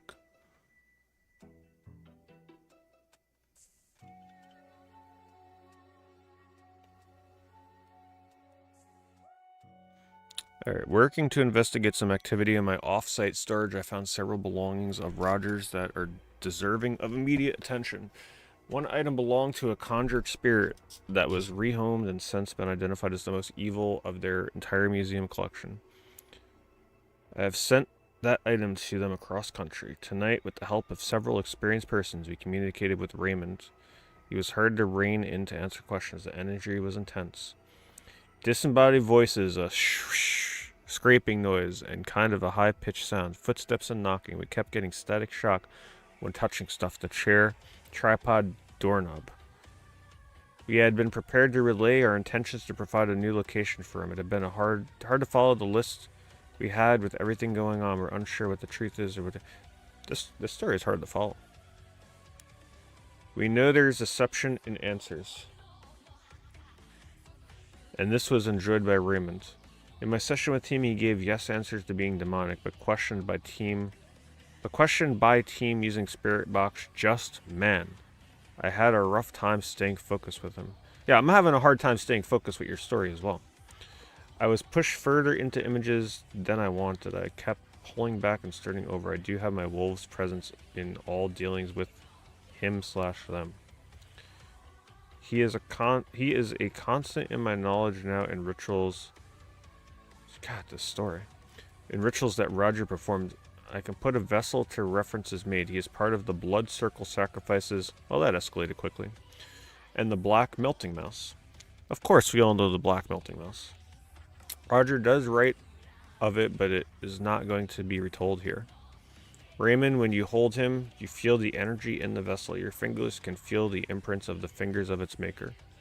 He has a small blade in a sheath.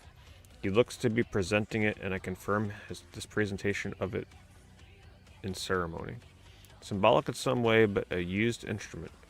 I know Roger also used larger blades in his rituals and sacrifices. Raymond will bring his with him. When asked if he was possessed, his voice was picked up now and more of stupid, backdoor, and clapping. Also cursing and damned right. I think this person needs to work on their creative writing a little bit. I witnessed an orb released from his mouth and moved behind him, then up to a curtain across the window to a darker corner. Mark also had... Who the hell is Mark? Mark also had seen this. At times, people in the room would catch movement. Quick shadow along the floor or behind the chair. As the session went on, we all felt exhausted. At times, we all felt someone next to us, either warmth on their face like a breath or pressure like leaning on their back. My niece kept rubbing her forearm. I asked why, and she said it felt tickled, like fingers up and down softly. Raymond had to be asked to stop touching her. In the end, Raymond is a lot of the unknown. He is coy and then explosive with activity. He did respond with confirmation to be relocated to a welcoming place, not for beginners or inexperienced.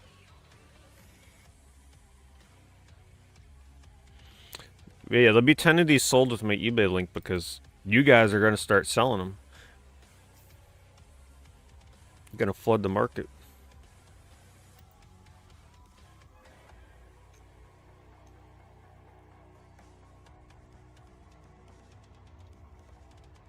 These are all sold within the last week, by the way. Oh my god.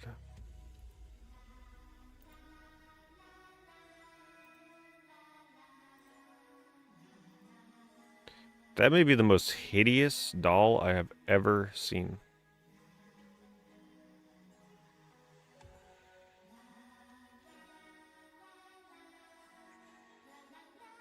Well, they say it's not for beginners because that to me feels like that actually advertises to beginners, because a beginner will see that and be like, you know what, I ain't starting with no, like, I don't want to be tickled with a feather from my doll in the middle of the night. Like, I want it to full on, like, just go crazy on me, you know? Practically having sex with these freaking spirits. Right? So when they read it's not for beginners, they want to just jump right into the deep end. So that's a selling point. Only a small phantom touch. Yeah, we know. Disembodied heads, whatever. Okay, poking, mistrust, chasing. Get to the good stuff. These are part of a Disney Roger trunk. The top trunk was full of old party favors, plastic tablecloths, and decorations. Underneath it all, these three, side by side, their feet tied together, my own impression of Roger's anger. Oh my god. Are we serious? What's that? What's the website where, like, you just write fan fiction stories?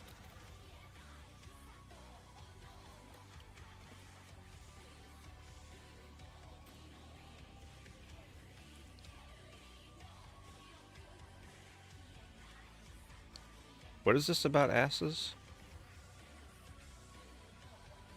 Took a long time to find any reference to them in Roger's journals. There's mention of some concerns for the neighbors asking him if his house was haunted. He notes the three disembodied asses.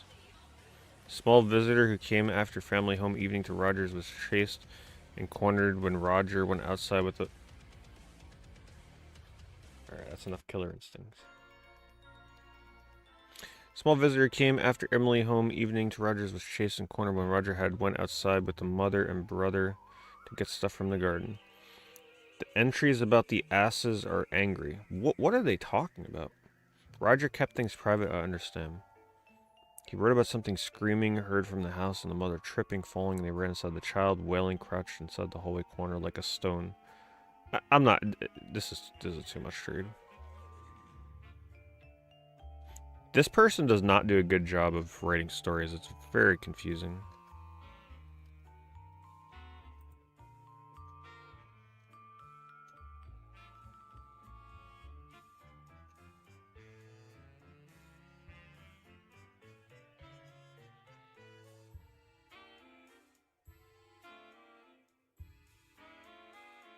Oh, I love this one. They actually took a black magic marker to add some authenticity. Very convincing. It was so edgy. It's actually saying F you on its hand. And look! This was Satan's own doll. Look at that, he even added his signature. Alright, we gotta read this one.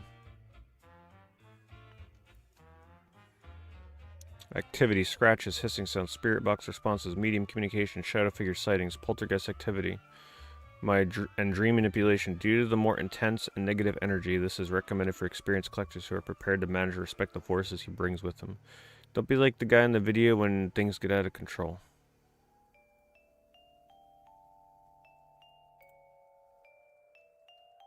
Yeah, I'm not going to their channel. I mean, people are just so gullible. Can they not tell that this person literally just took a black magic marker? I don't know.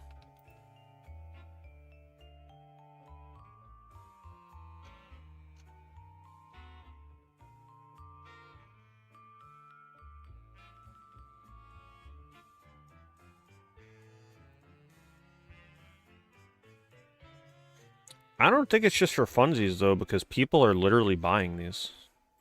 And then leaving feedback saying, A+ seller, I've been contacted like 20 times already by the doll. So people take this serious. This is not just a joke.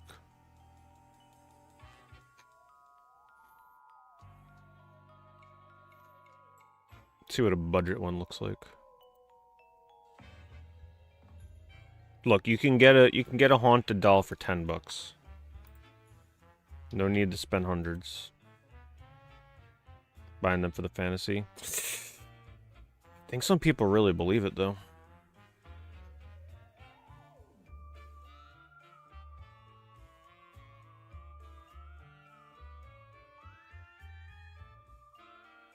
Yeah, people are really just taking things they find in a thrift store. Like, this is something you would struggle to sell for a few bucks.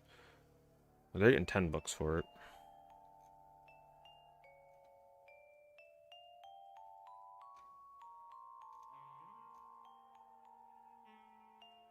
No, the cute little Santa penguin is haunted from Lucifer himself?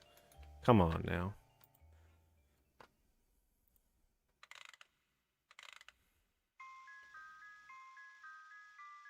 His name is Misho. This haunted penguin pin named Misho is unique in its own way. It carries its powers with grace. This exquisite pin with the ominous and shiny look is not just an ordinary piece of jewelry. It's an evil badge for the mind's deeper connections and understanding of the depths below you. It's scary and I can't sleep around it. Banging noises, disembodied voices, especially when it's cold in the room. If you wear and meditate on this, you will have the power to communicate with this evil spirit and gain knowledge. The pin vessel is uncleansed. You need a white candle, burn incense to give a small present to welcome it to your home. I'm pretty sure whoever bought this just said, it's just a cute pin, I want it. Little did they know they would possess their entire home.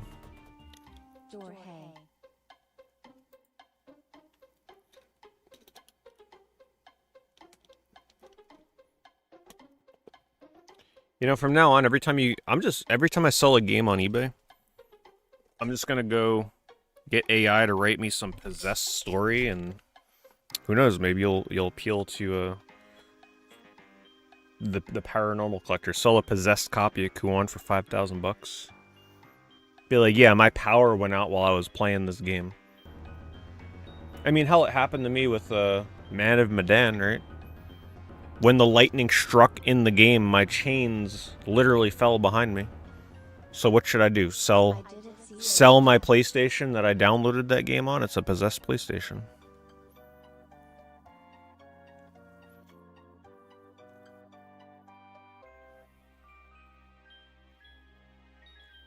A possessed Hello Kitty.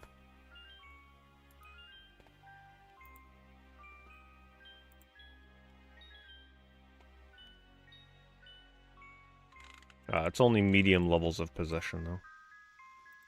That's why it's only $25.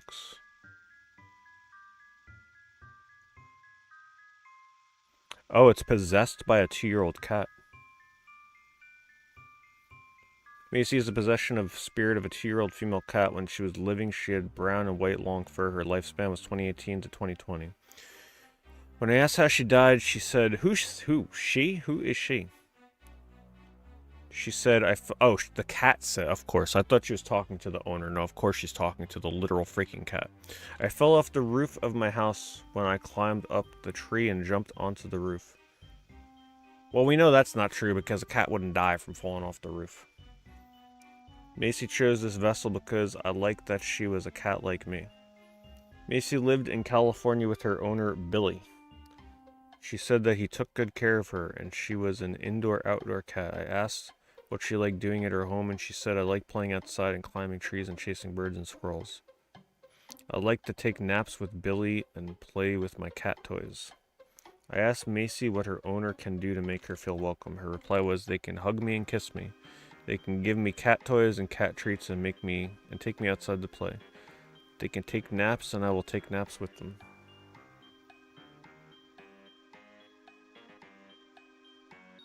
Well, I mean, at least it's a somewhat innocent possession, right? At least it ain't like the orange cat toy from earlier.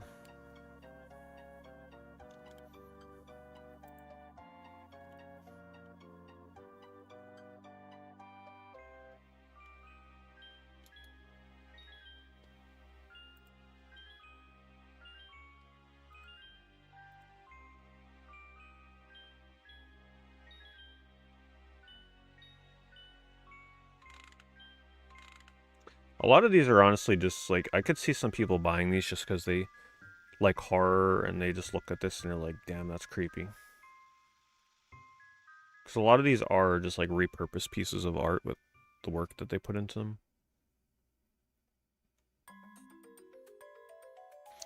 Megan and Brian were mother and son when they were tragically murdered by the father. Megan likes bloody anything and spooky stuff. They had me add blood to their vessels. Hey, at least this seller is honest. She's like, listen, these things told me to add fake blood to them in honor of their deaths. Morbid, I know. They can never be separated. They made that very clear. Don't know what would happen if you separate them, but didn't get a good feeling thinking about it, so please, don't. They respond best when dowsing rods, balloon lights, and spirit talker or necrometer apps. Pendulums, tarot cards, anything really. Not recommended for beginners.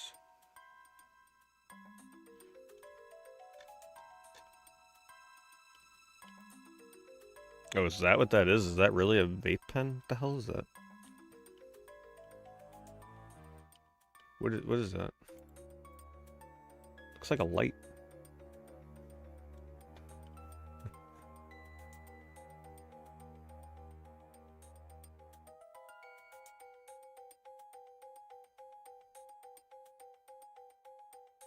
Man, I should get into the business of selling mystery box haunted dolls. Just go to every thrift store, clean house on all their cheap stuffed animals, and be like, yeah, this thing murdered its family 20 years ago. $100.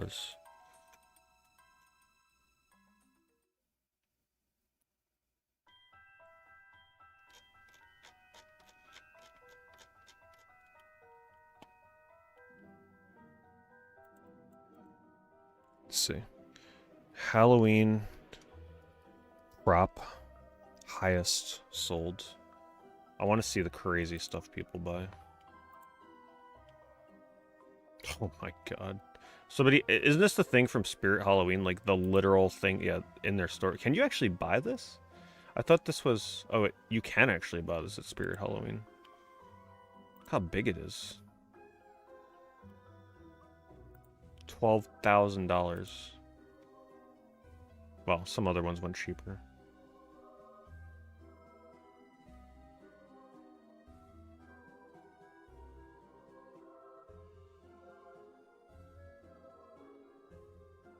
Look at this one. This is how you know you're in deep decorating for Halloween. Life-size zombie horse. Maybe I'll buy that for next year for my background. I could sit on top of it while I stream.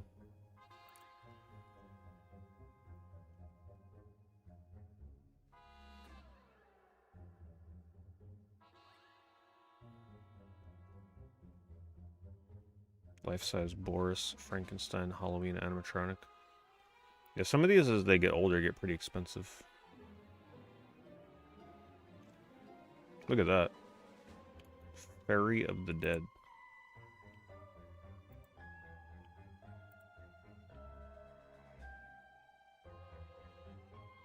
Yeah, that could be me right there, relaxing in the boat. Playing my games.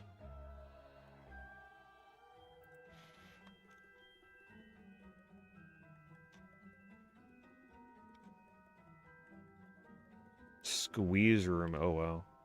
This could actually give someone a panic attack.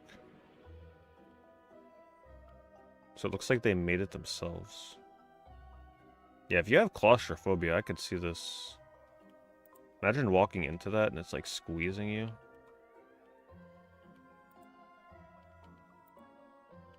Have I seen the Nightmares board game yet? I don't think so.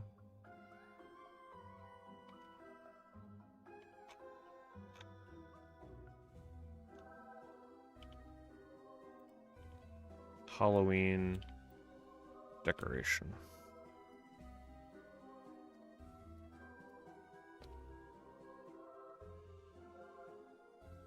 A 40-foot tall lighted inflatable pumpkin, $3,000. Holy crap, look at the kid for scale.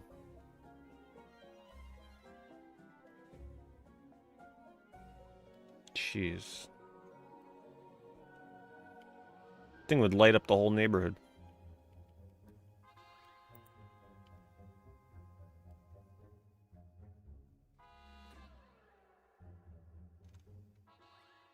Oh, there we go. There's my chair for next year's horror month. You wouldn't even be able to see it, though. I'd have to sit like that on stream so you guys can see it.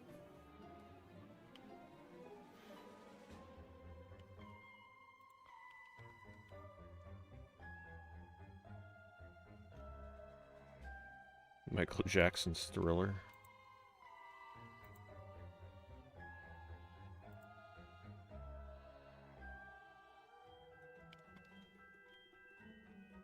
That is pretty creepy looking. Put that outside someone's window. Imagine waking up in the middle of the night. Get a little bit of like soft light to put on the face, and then you just like tap on someone's window. I'm pretty sure they'd have a panic attack.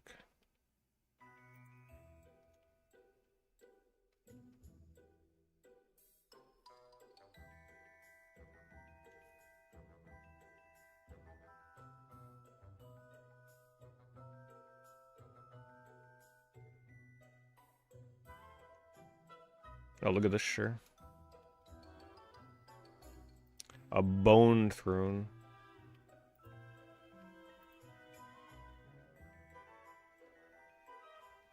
Shame it's probably really uncomfortable to sit in.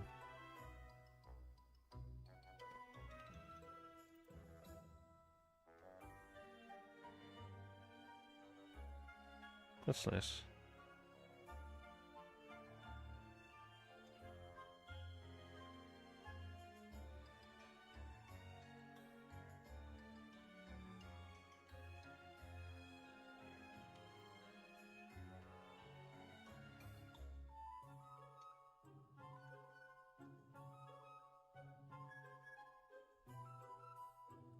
Man, that's a wimpy looking Wendigo.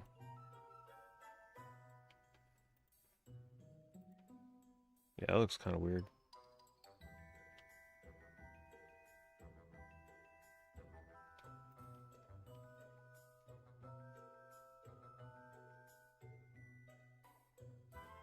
They literally just took Yoda and put a witch hat on him and called it a day.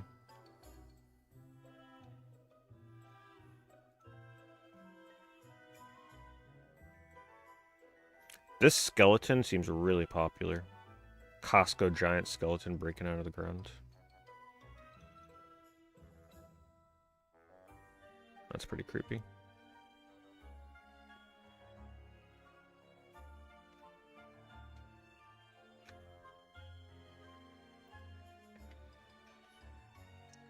How about custom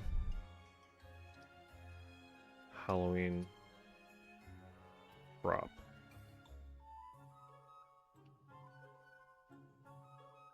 Oh, I was just thinking of this guy.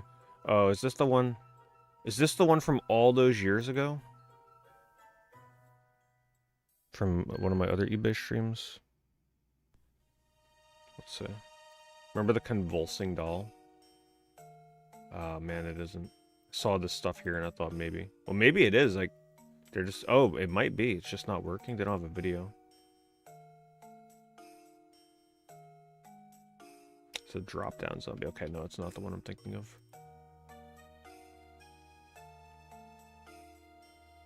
See, now this is the kind of stuff that I would... Man, screw all this Nightmare Before Christmas. Now, you want to shock the hell out of these kids. You want to traumatize them. These are the kind of Halloween decorations that you want. You know, just get a really lifelike looking corpse. And then you put the candy bucket in that. Have them hold it. I could just see the looks from parents. Put the candy right there. They gotta reach in.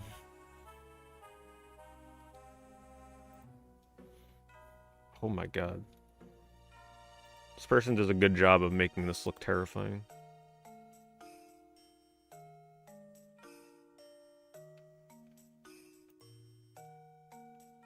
They even got a dog.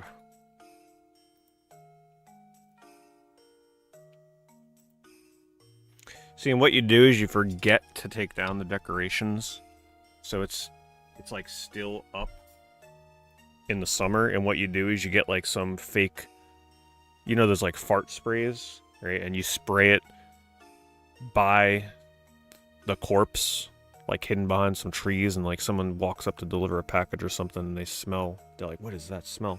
And then they see this. Yeah, you'd get some calls from police on you, that's for sure. Like, oh, sorry about that. Forgot to take down my Halloween decorations.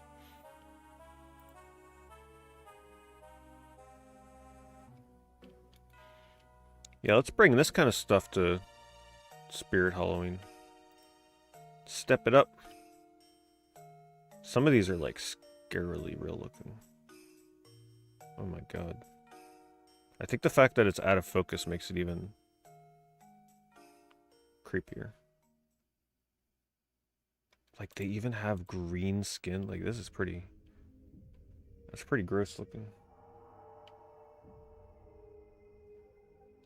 Jeez.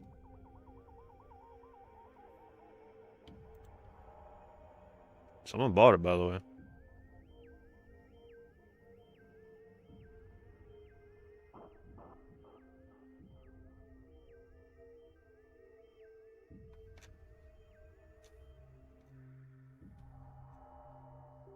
What else does that person sell?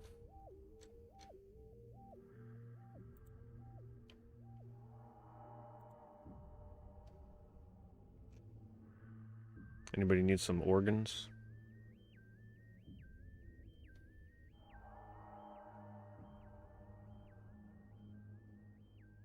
His name is Robert.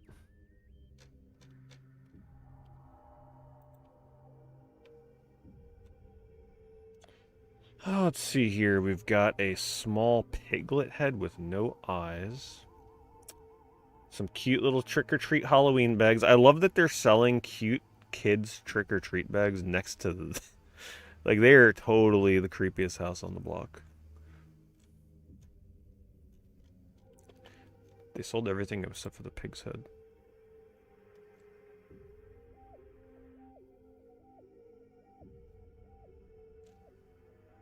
That is the craziest one, though. Damn, those things are creepy looking.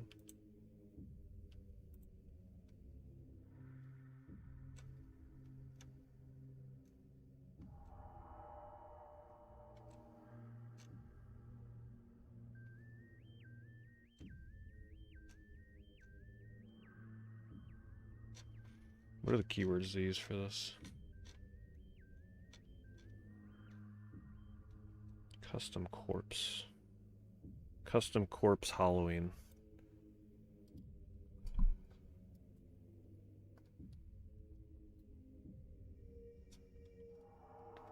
Oh, they have the market cornered. Okay, apparently not. There's others.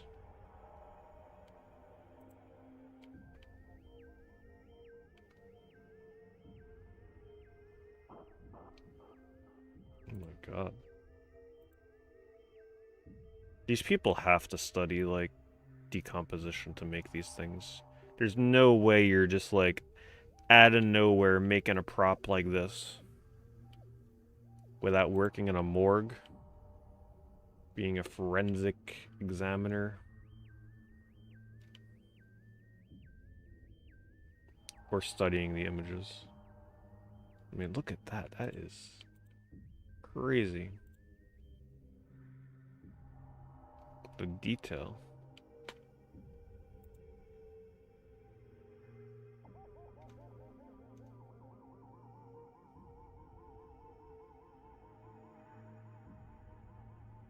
This kind of looks like one of the zombies from Return of the Living Dead.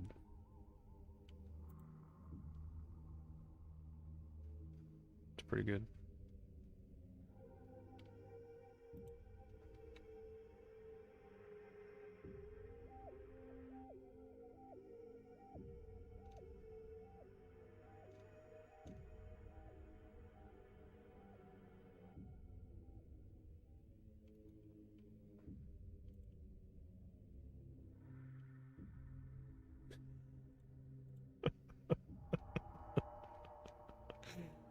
I don't know what it is about this one. It's pretty funny looking.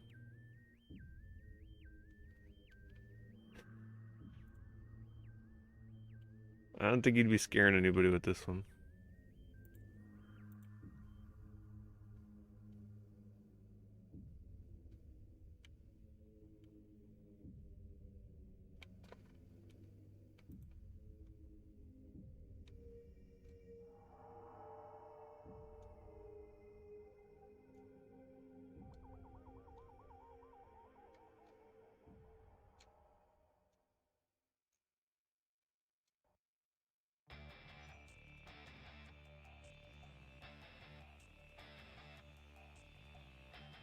Look at that one.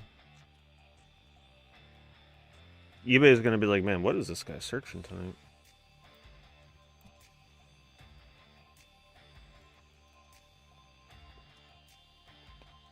Here are custom masks. This one sold for $625.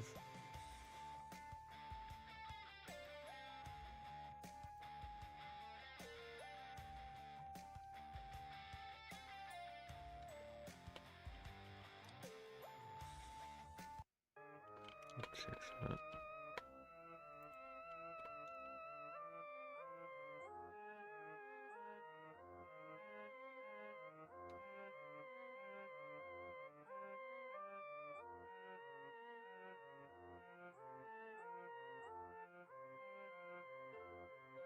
Somebody actually just paid $200 for this. That doesn't look too hard to make yourself. But maybe the inside's padded.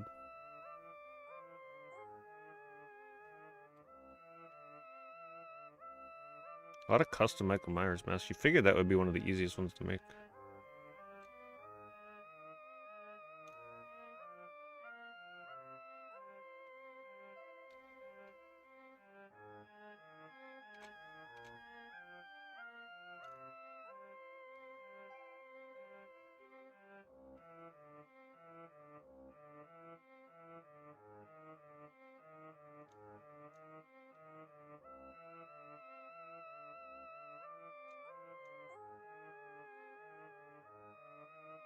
A glitter ghost mask.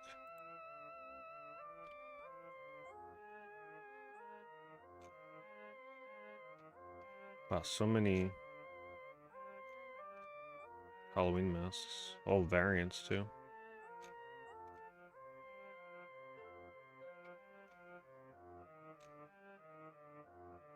Oh, there's Return of the Living Dead.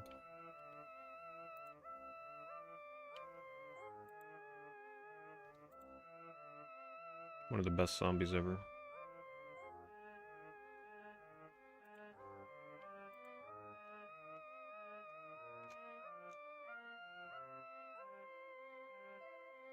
I'm actually impressed how many different Halloween masks they got here. The variants.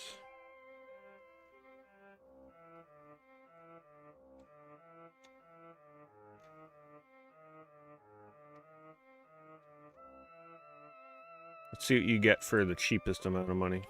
What if you're on a budget? Well, then you just get a Jason mask. That makes sense.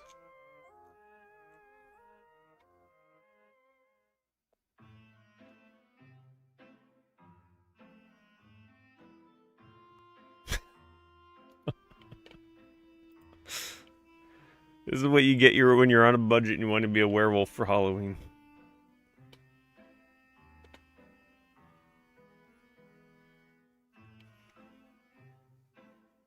See, even that's only $30. I like that one.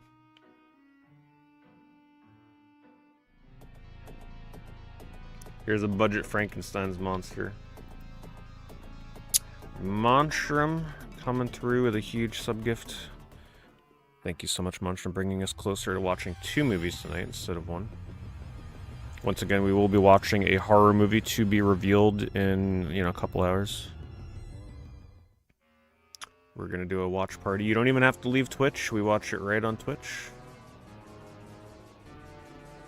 And then if we hit that extra little bonus incentive, then we watch 2 movies. So thank you for helping out with that, Monstrum. Really appreciate it. Thank you for spreading the emotes and also ad-free VODs, being able to rewind streams. I love that werewolf.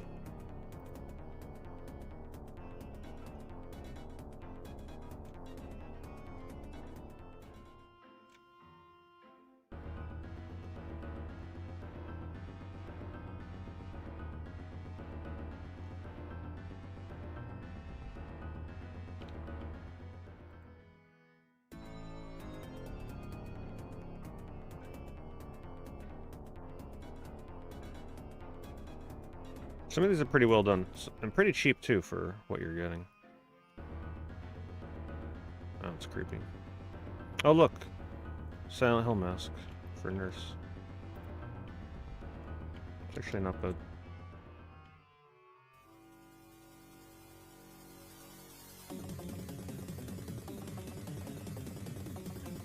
Yeah, it's custom-made latex. It's actually pretty good.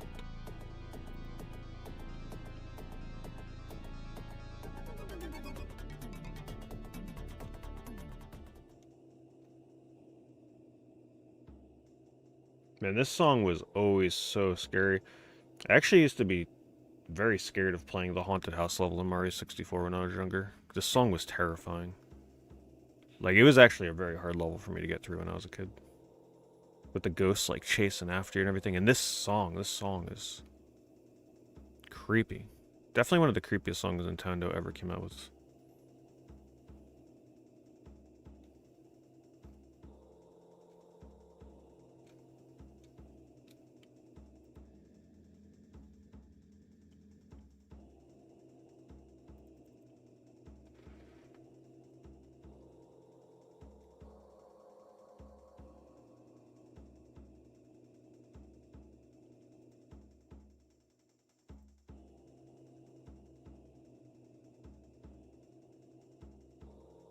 Yes, the scariest thing of all. WATA-graded Resident Evil games. Resident Evil figures, $2,000 for the full set, it looks like. It's gotta be pretty rare. I was unaware they even made figures of all these characters.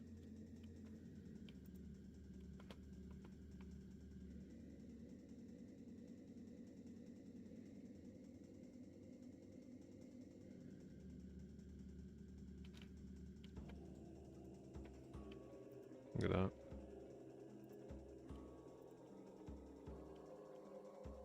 That's pretty cool. Oh, okay. Yep. Yep.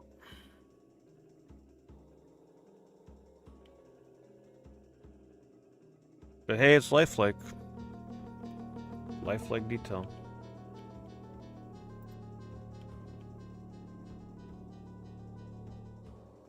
I still have the N64 Puke controller. Is the sky blue? Of course I still have my N64 controller. Tucked away safely in a biohazard bag.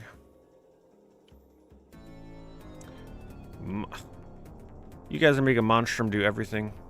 Monstrum just single-handedly reaching the goal tonight. 20 sub-gifts. 30 total. Monstrum, the hero tonight. Getting an extra movie at the end of the stream. Thank you so much, Monstrum. Very, very, very generous of you. The next time there's ever a sub goal, just remember what Monstrum did for you guys tonight. Don't let him do it all again in the future.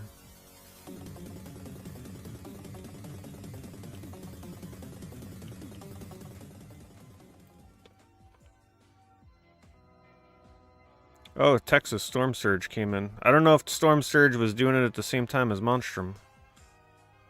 Holy crap. Thank you, Texas Storm Surge. Thank you for the 10 sub-gifts as well. Really, really appreciate that. You guys make it a little more manageable for Horror Month. Because, you know, it is definitely the most expensive time of the year for me for having to buy games for streaming. And then, you know, I buy the props and all that stuff, so it's very helpful. Appreciate that very much.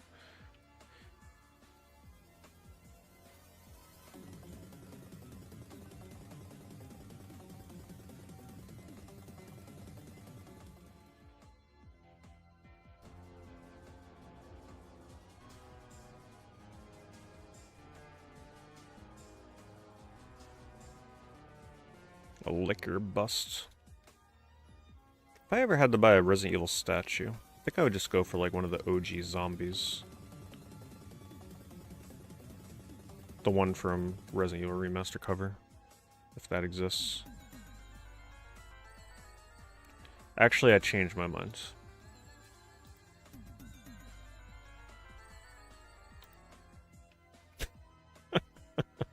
We're not gonna click that second image. Yeah, we're not gonna click the second one. Hold on, hold on. Oh, okay, it's edited. But even though it's edited, I don't know, I'm not, it's blurred.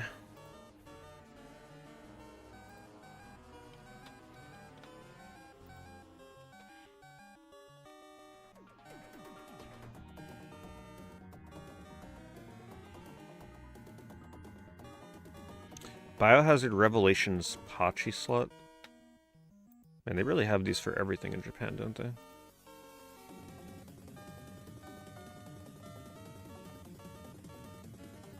I love how it's just literally like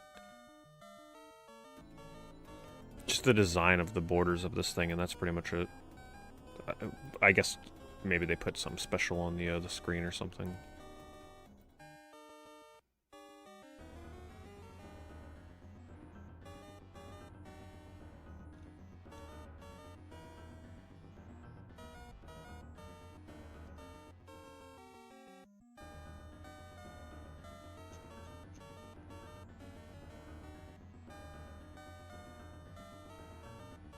$900 for this here. Keep your old toys sealed, boy. That is a lesson right there. Real Shock action figure.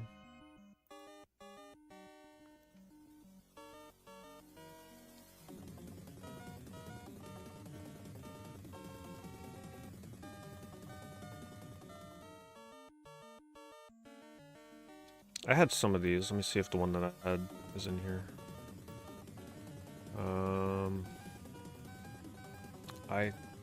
Yeah, I had the Tyrant one, I believe. Right up there. I had that one. I still have these. The double pack with the zombies. That one was fun. Man, that one's cool. I had this one too. Right here. The head changes, if I remember right. Yeah, I got those in KB Toys. 2 songs are playing at once because there's sub notifications going off.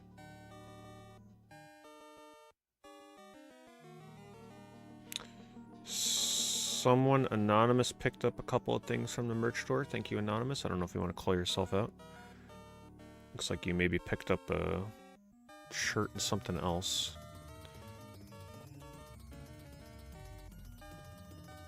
Appreciate it very much. 2 shirts for you. Thank you, Padrino.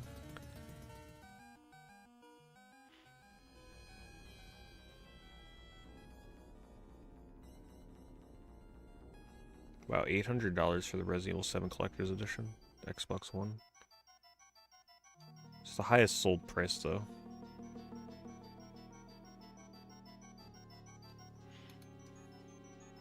Are these official statues, or is this custom?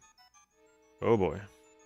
Oh yeah, they're hitting me with the Resident Evil statues now. Okay, this one looks official.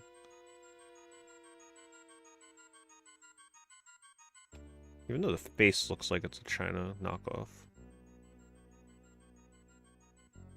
Yeah, I'm not sure that that's... Yeah, CM custom made. The face looked weird.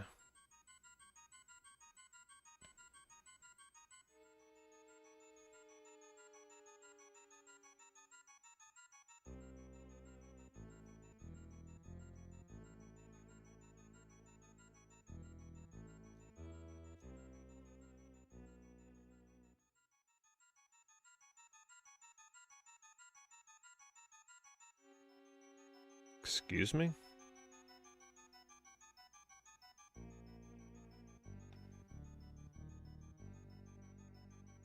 Huh. I'm just curious.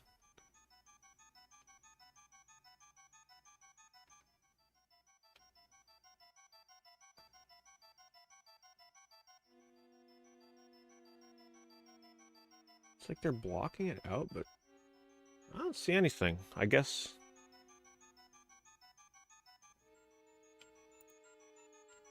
Yeah, I mean, it doesn't... Looks pretty normal to me. Interesting studio name.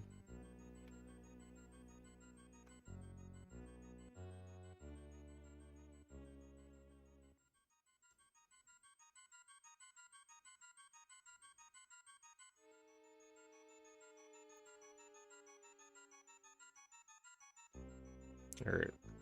We gotta spread the love, so we'll do Silent Hill. See what the highest selling Silent Hill items are. Then I gotta swap over to my sponsored game for an hour. It is not a horror game. And then after that, we're gonna watch the 2 movies. Well, they're public domain horror movies, so they're like just over an hour long each. Resident Evil Dead Aim bonus pack. Never saw that before.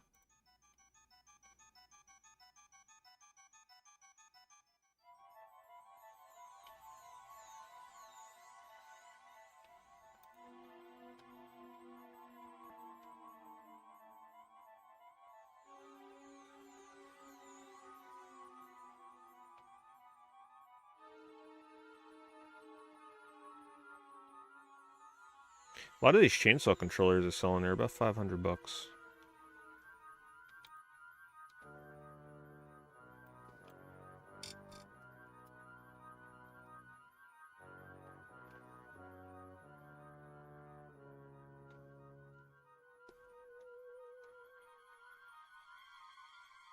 There will not be as much merch for Silent Hill. Silent Hill's mostly going to be games. If anything, let me make sure we're into the right category.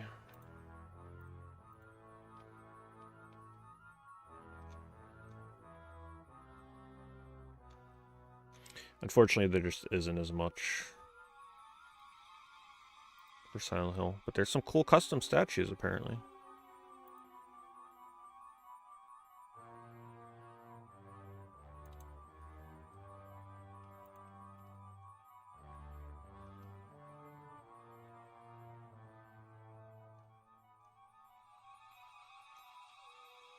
That's cool.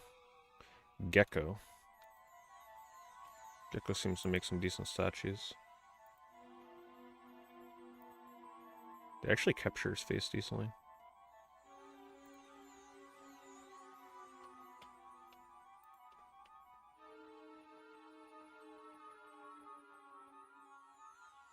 No, yeah. Any cards that are played this month, I'll be sure to send back to you guys, though. Yeah, it's not on.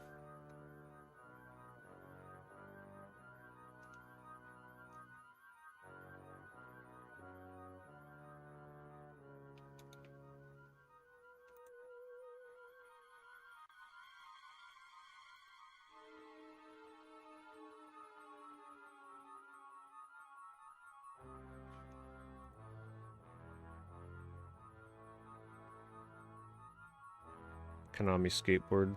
I don't know, I think I would take a statue over a skateboard.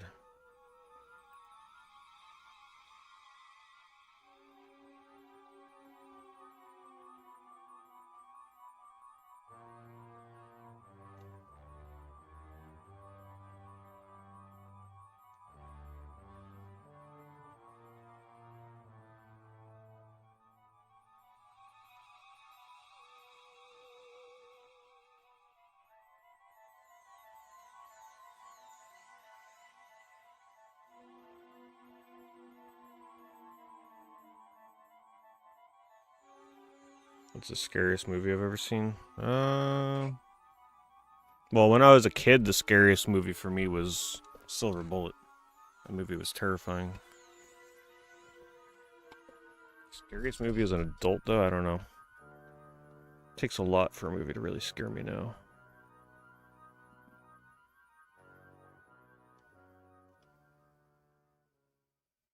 With a movie. Games are different. Movies...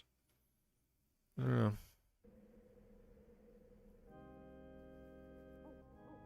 It's been a while since I've watched one that was, like, truly terrifying.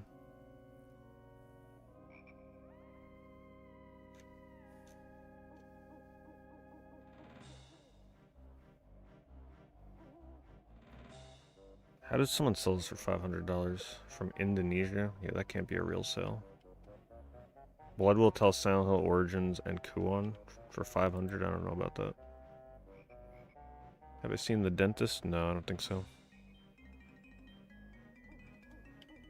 Yeah, no, ghost movies never really did much to scare me. Like any of them, for the most part. Though Paranormal Activity, when I did see that, when it first came out, I was young enough to think that that movie was actually a real documentary. So that was actually kind of scary. The end of that movie was actually very creepy.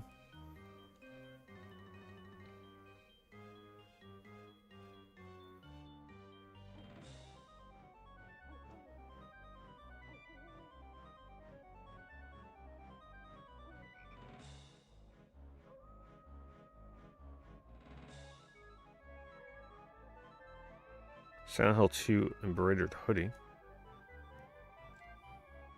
James's jacket is actually kind of nice. I would wear that. It's a nice jacket. Comes with a map.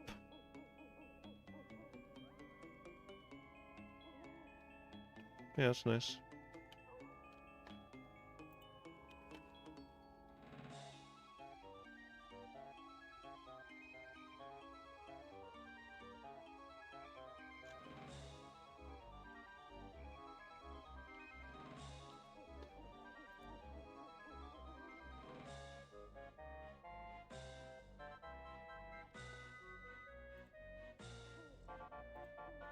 Damn, Gecko is not playing around.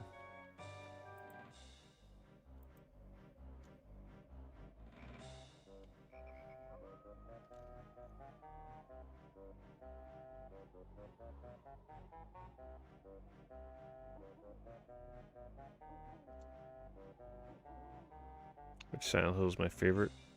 Of the ones I've played, probably still Silent Hill 2 on the PS2. Or Xbox, doesn't really matter. Followed by the first one. The order of the original four would probably be 2, 1, 3, 4.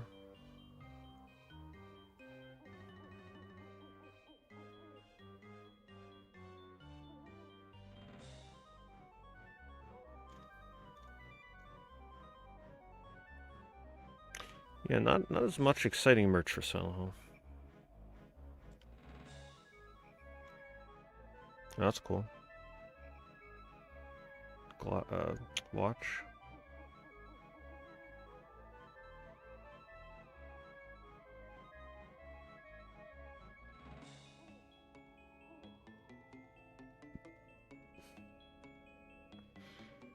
Am I a fan of the Clock Tower and Fatal Frame series? I like both of them, but I haven't played too many Fatal Frame games. The only one I've finished to completion is the first Fatal Frame, so there's still a lot I need to play in that series. I played the second one a long time ago, but I didn't finish it. Honestly, because at the time I thought it was going to be scarier and it wasn't, so I was kind of disappointed. I'm not, like, it takes a lot for ghost stuff to scare me. But Clock Tower, yeah, I'm a big fan of Clock Tower. I've played all the Clock Tower games at this point, except for, you know, the re-release that they just did for the original, which is, you know, I pretty much already played the original anyway. My favorite Clock Tower, though, is Clock Tower 2 or the US version of Clock Tower 1 on PS1. One of the best horror games on PS1.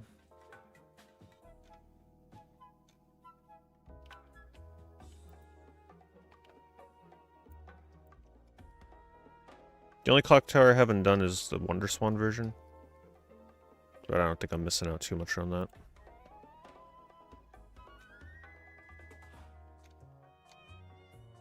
Struggle Within was a struggle. I tried to beat it in one sitting. It's one of the biggest mistakes I've ever made playing video games. What I thought was going to be something I could beat in like 4 or 5 hours turned out to be almost 11 hours of torture.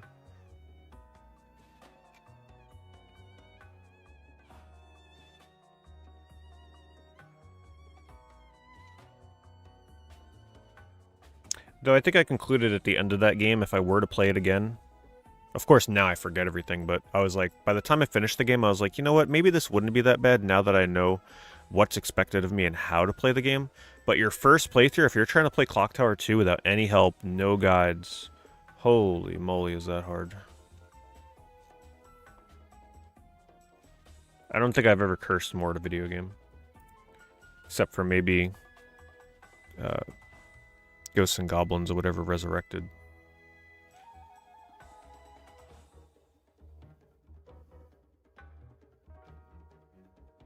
Yeah, the one with the character getting squished is this Clock Tower here. Like, if you're looking for a PS1 horror game to play and you somehow have still not played Clock Tower, that's a must-play. Yeah, this is like a all-time top contender for horror games.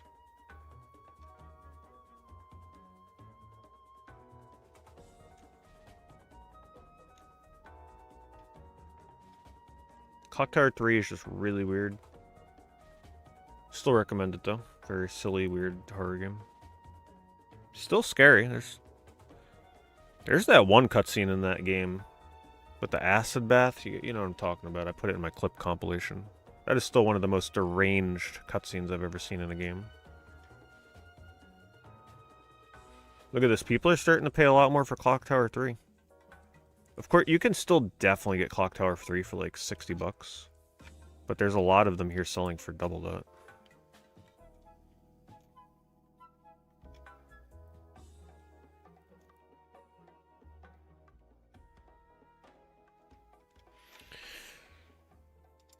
Alright, so I'm going to be switching over to a sponsored game. We're going to play that for an hour. You'll see why I took the sponsorship for this, because it is a game that I wanted but didn't want to actually pay the full price for. So I'm not going to turn down a free copy of the damn game. So I'm going to get ready to switch over that. This will be something that is only on Twitch, because it's a Twitch sponsorship. It's not a YouTube sponsorship. They ain't getting a double whammy from me. And then the movies after will also only be on Twitch, just because even if it's public domain, I do not trust watching movies on YouTube. Just don't trust it. So if you are watching on YouTube, you are welcome to join us on Twitch. We're going to play a game for an hour. I mean, I might as well tell you what the hell I'm playing. So that way you're like, ooh, I either want to come over or don't. And then after the game, we're going to watch 2 horror movies. Older, silly horror movies. You don't even have to, like, you literally watch it on Twitch. It's going to be on my stream. You can chat, have fun. It's something that we like to do most Octobers. But for the next hour, I will be playing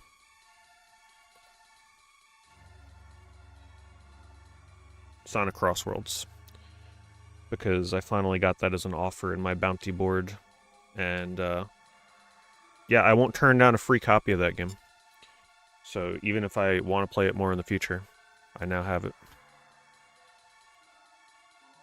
Am I going to pay $70 or $90 for it? Nope. But I'll take it for free. So give me a second, I got to switch over to that.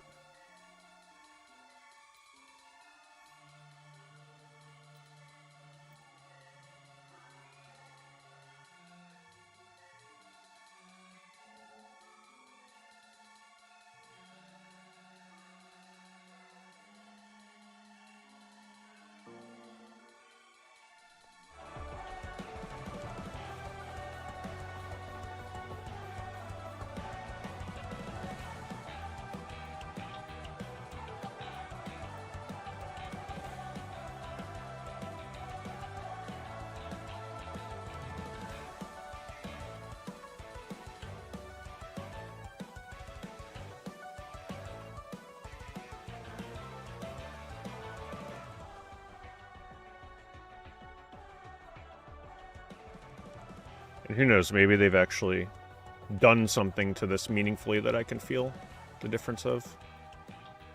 Give me a second.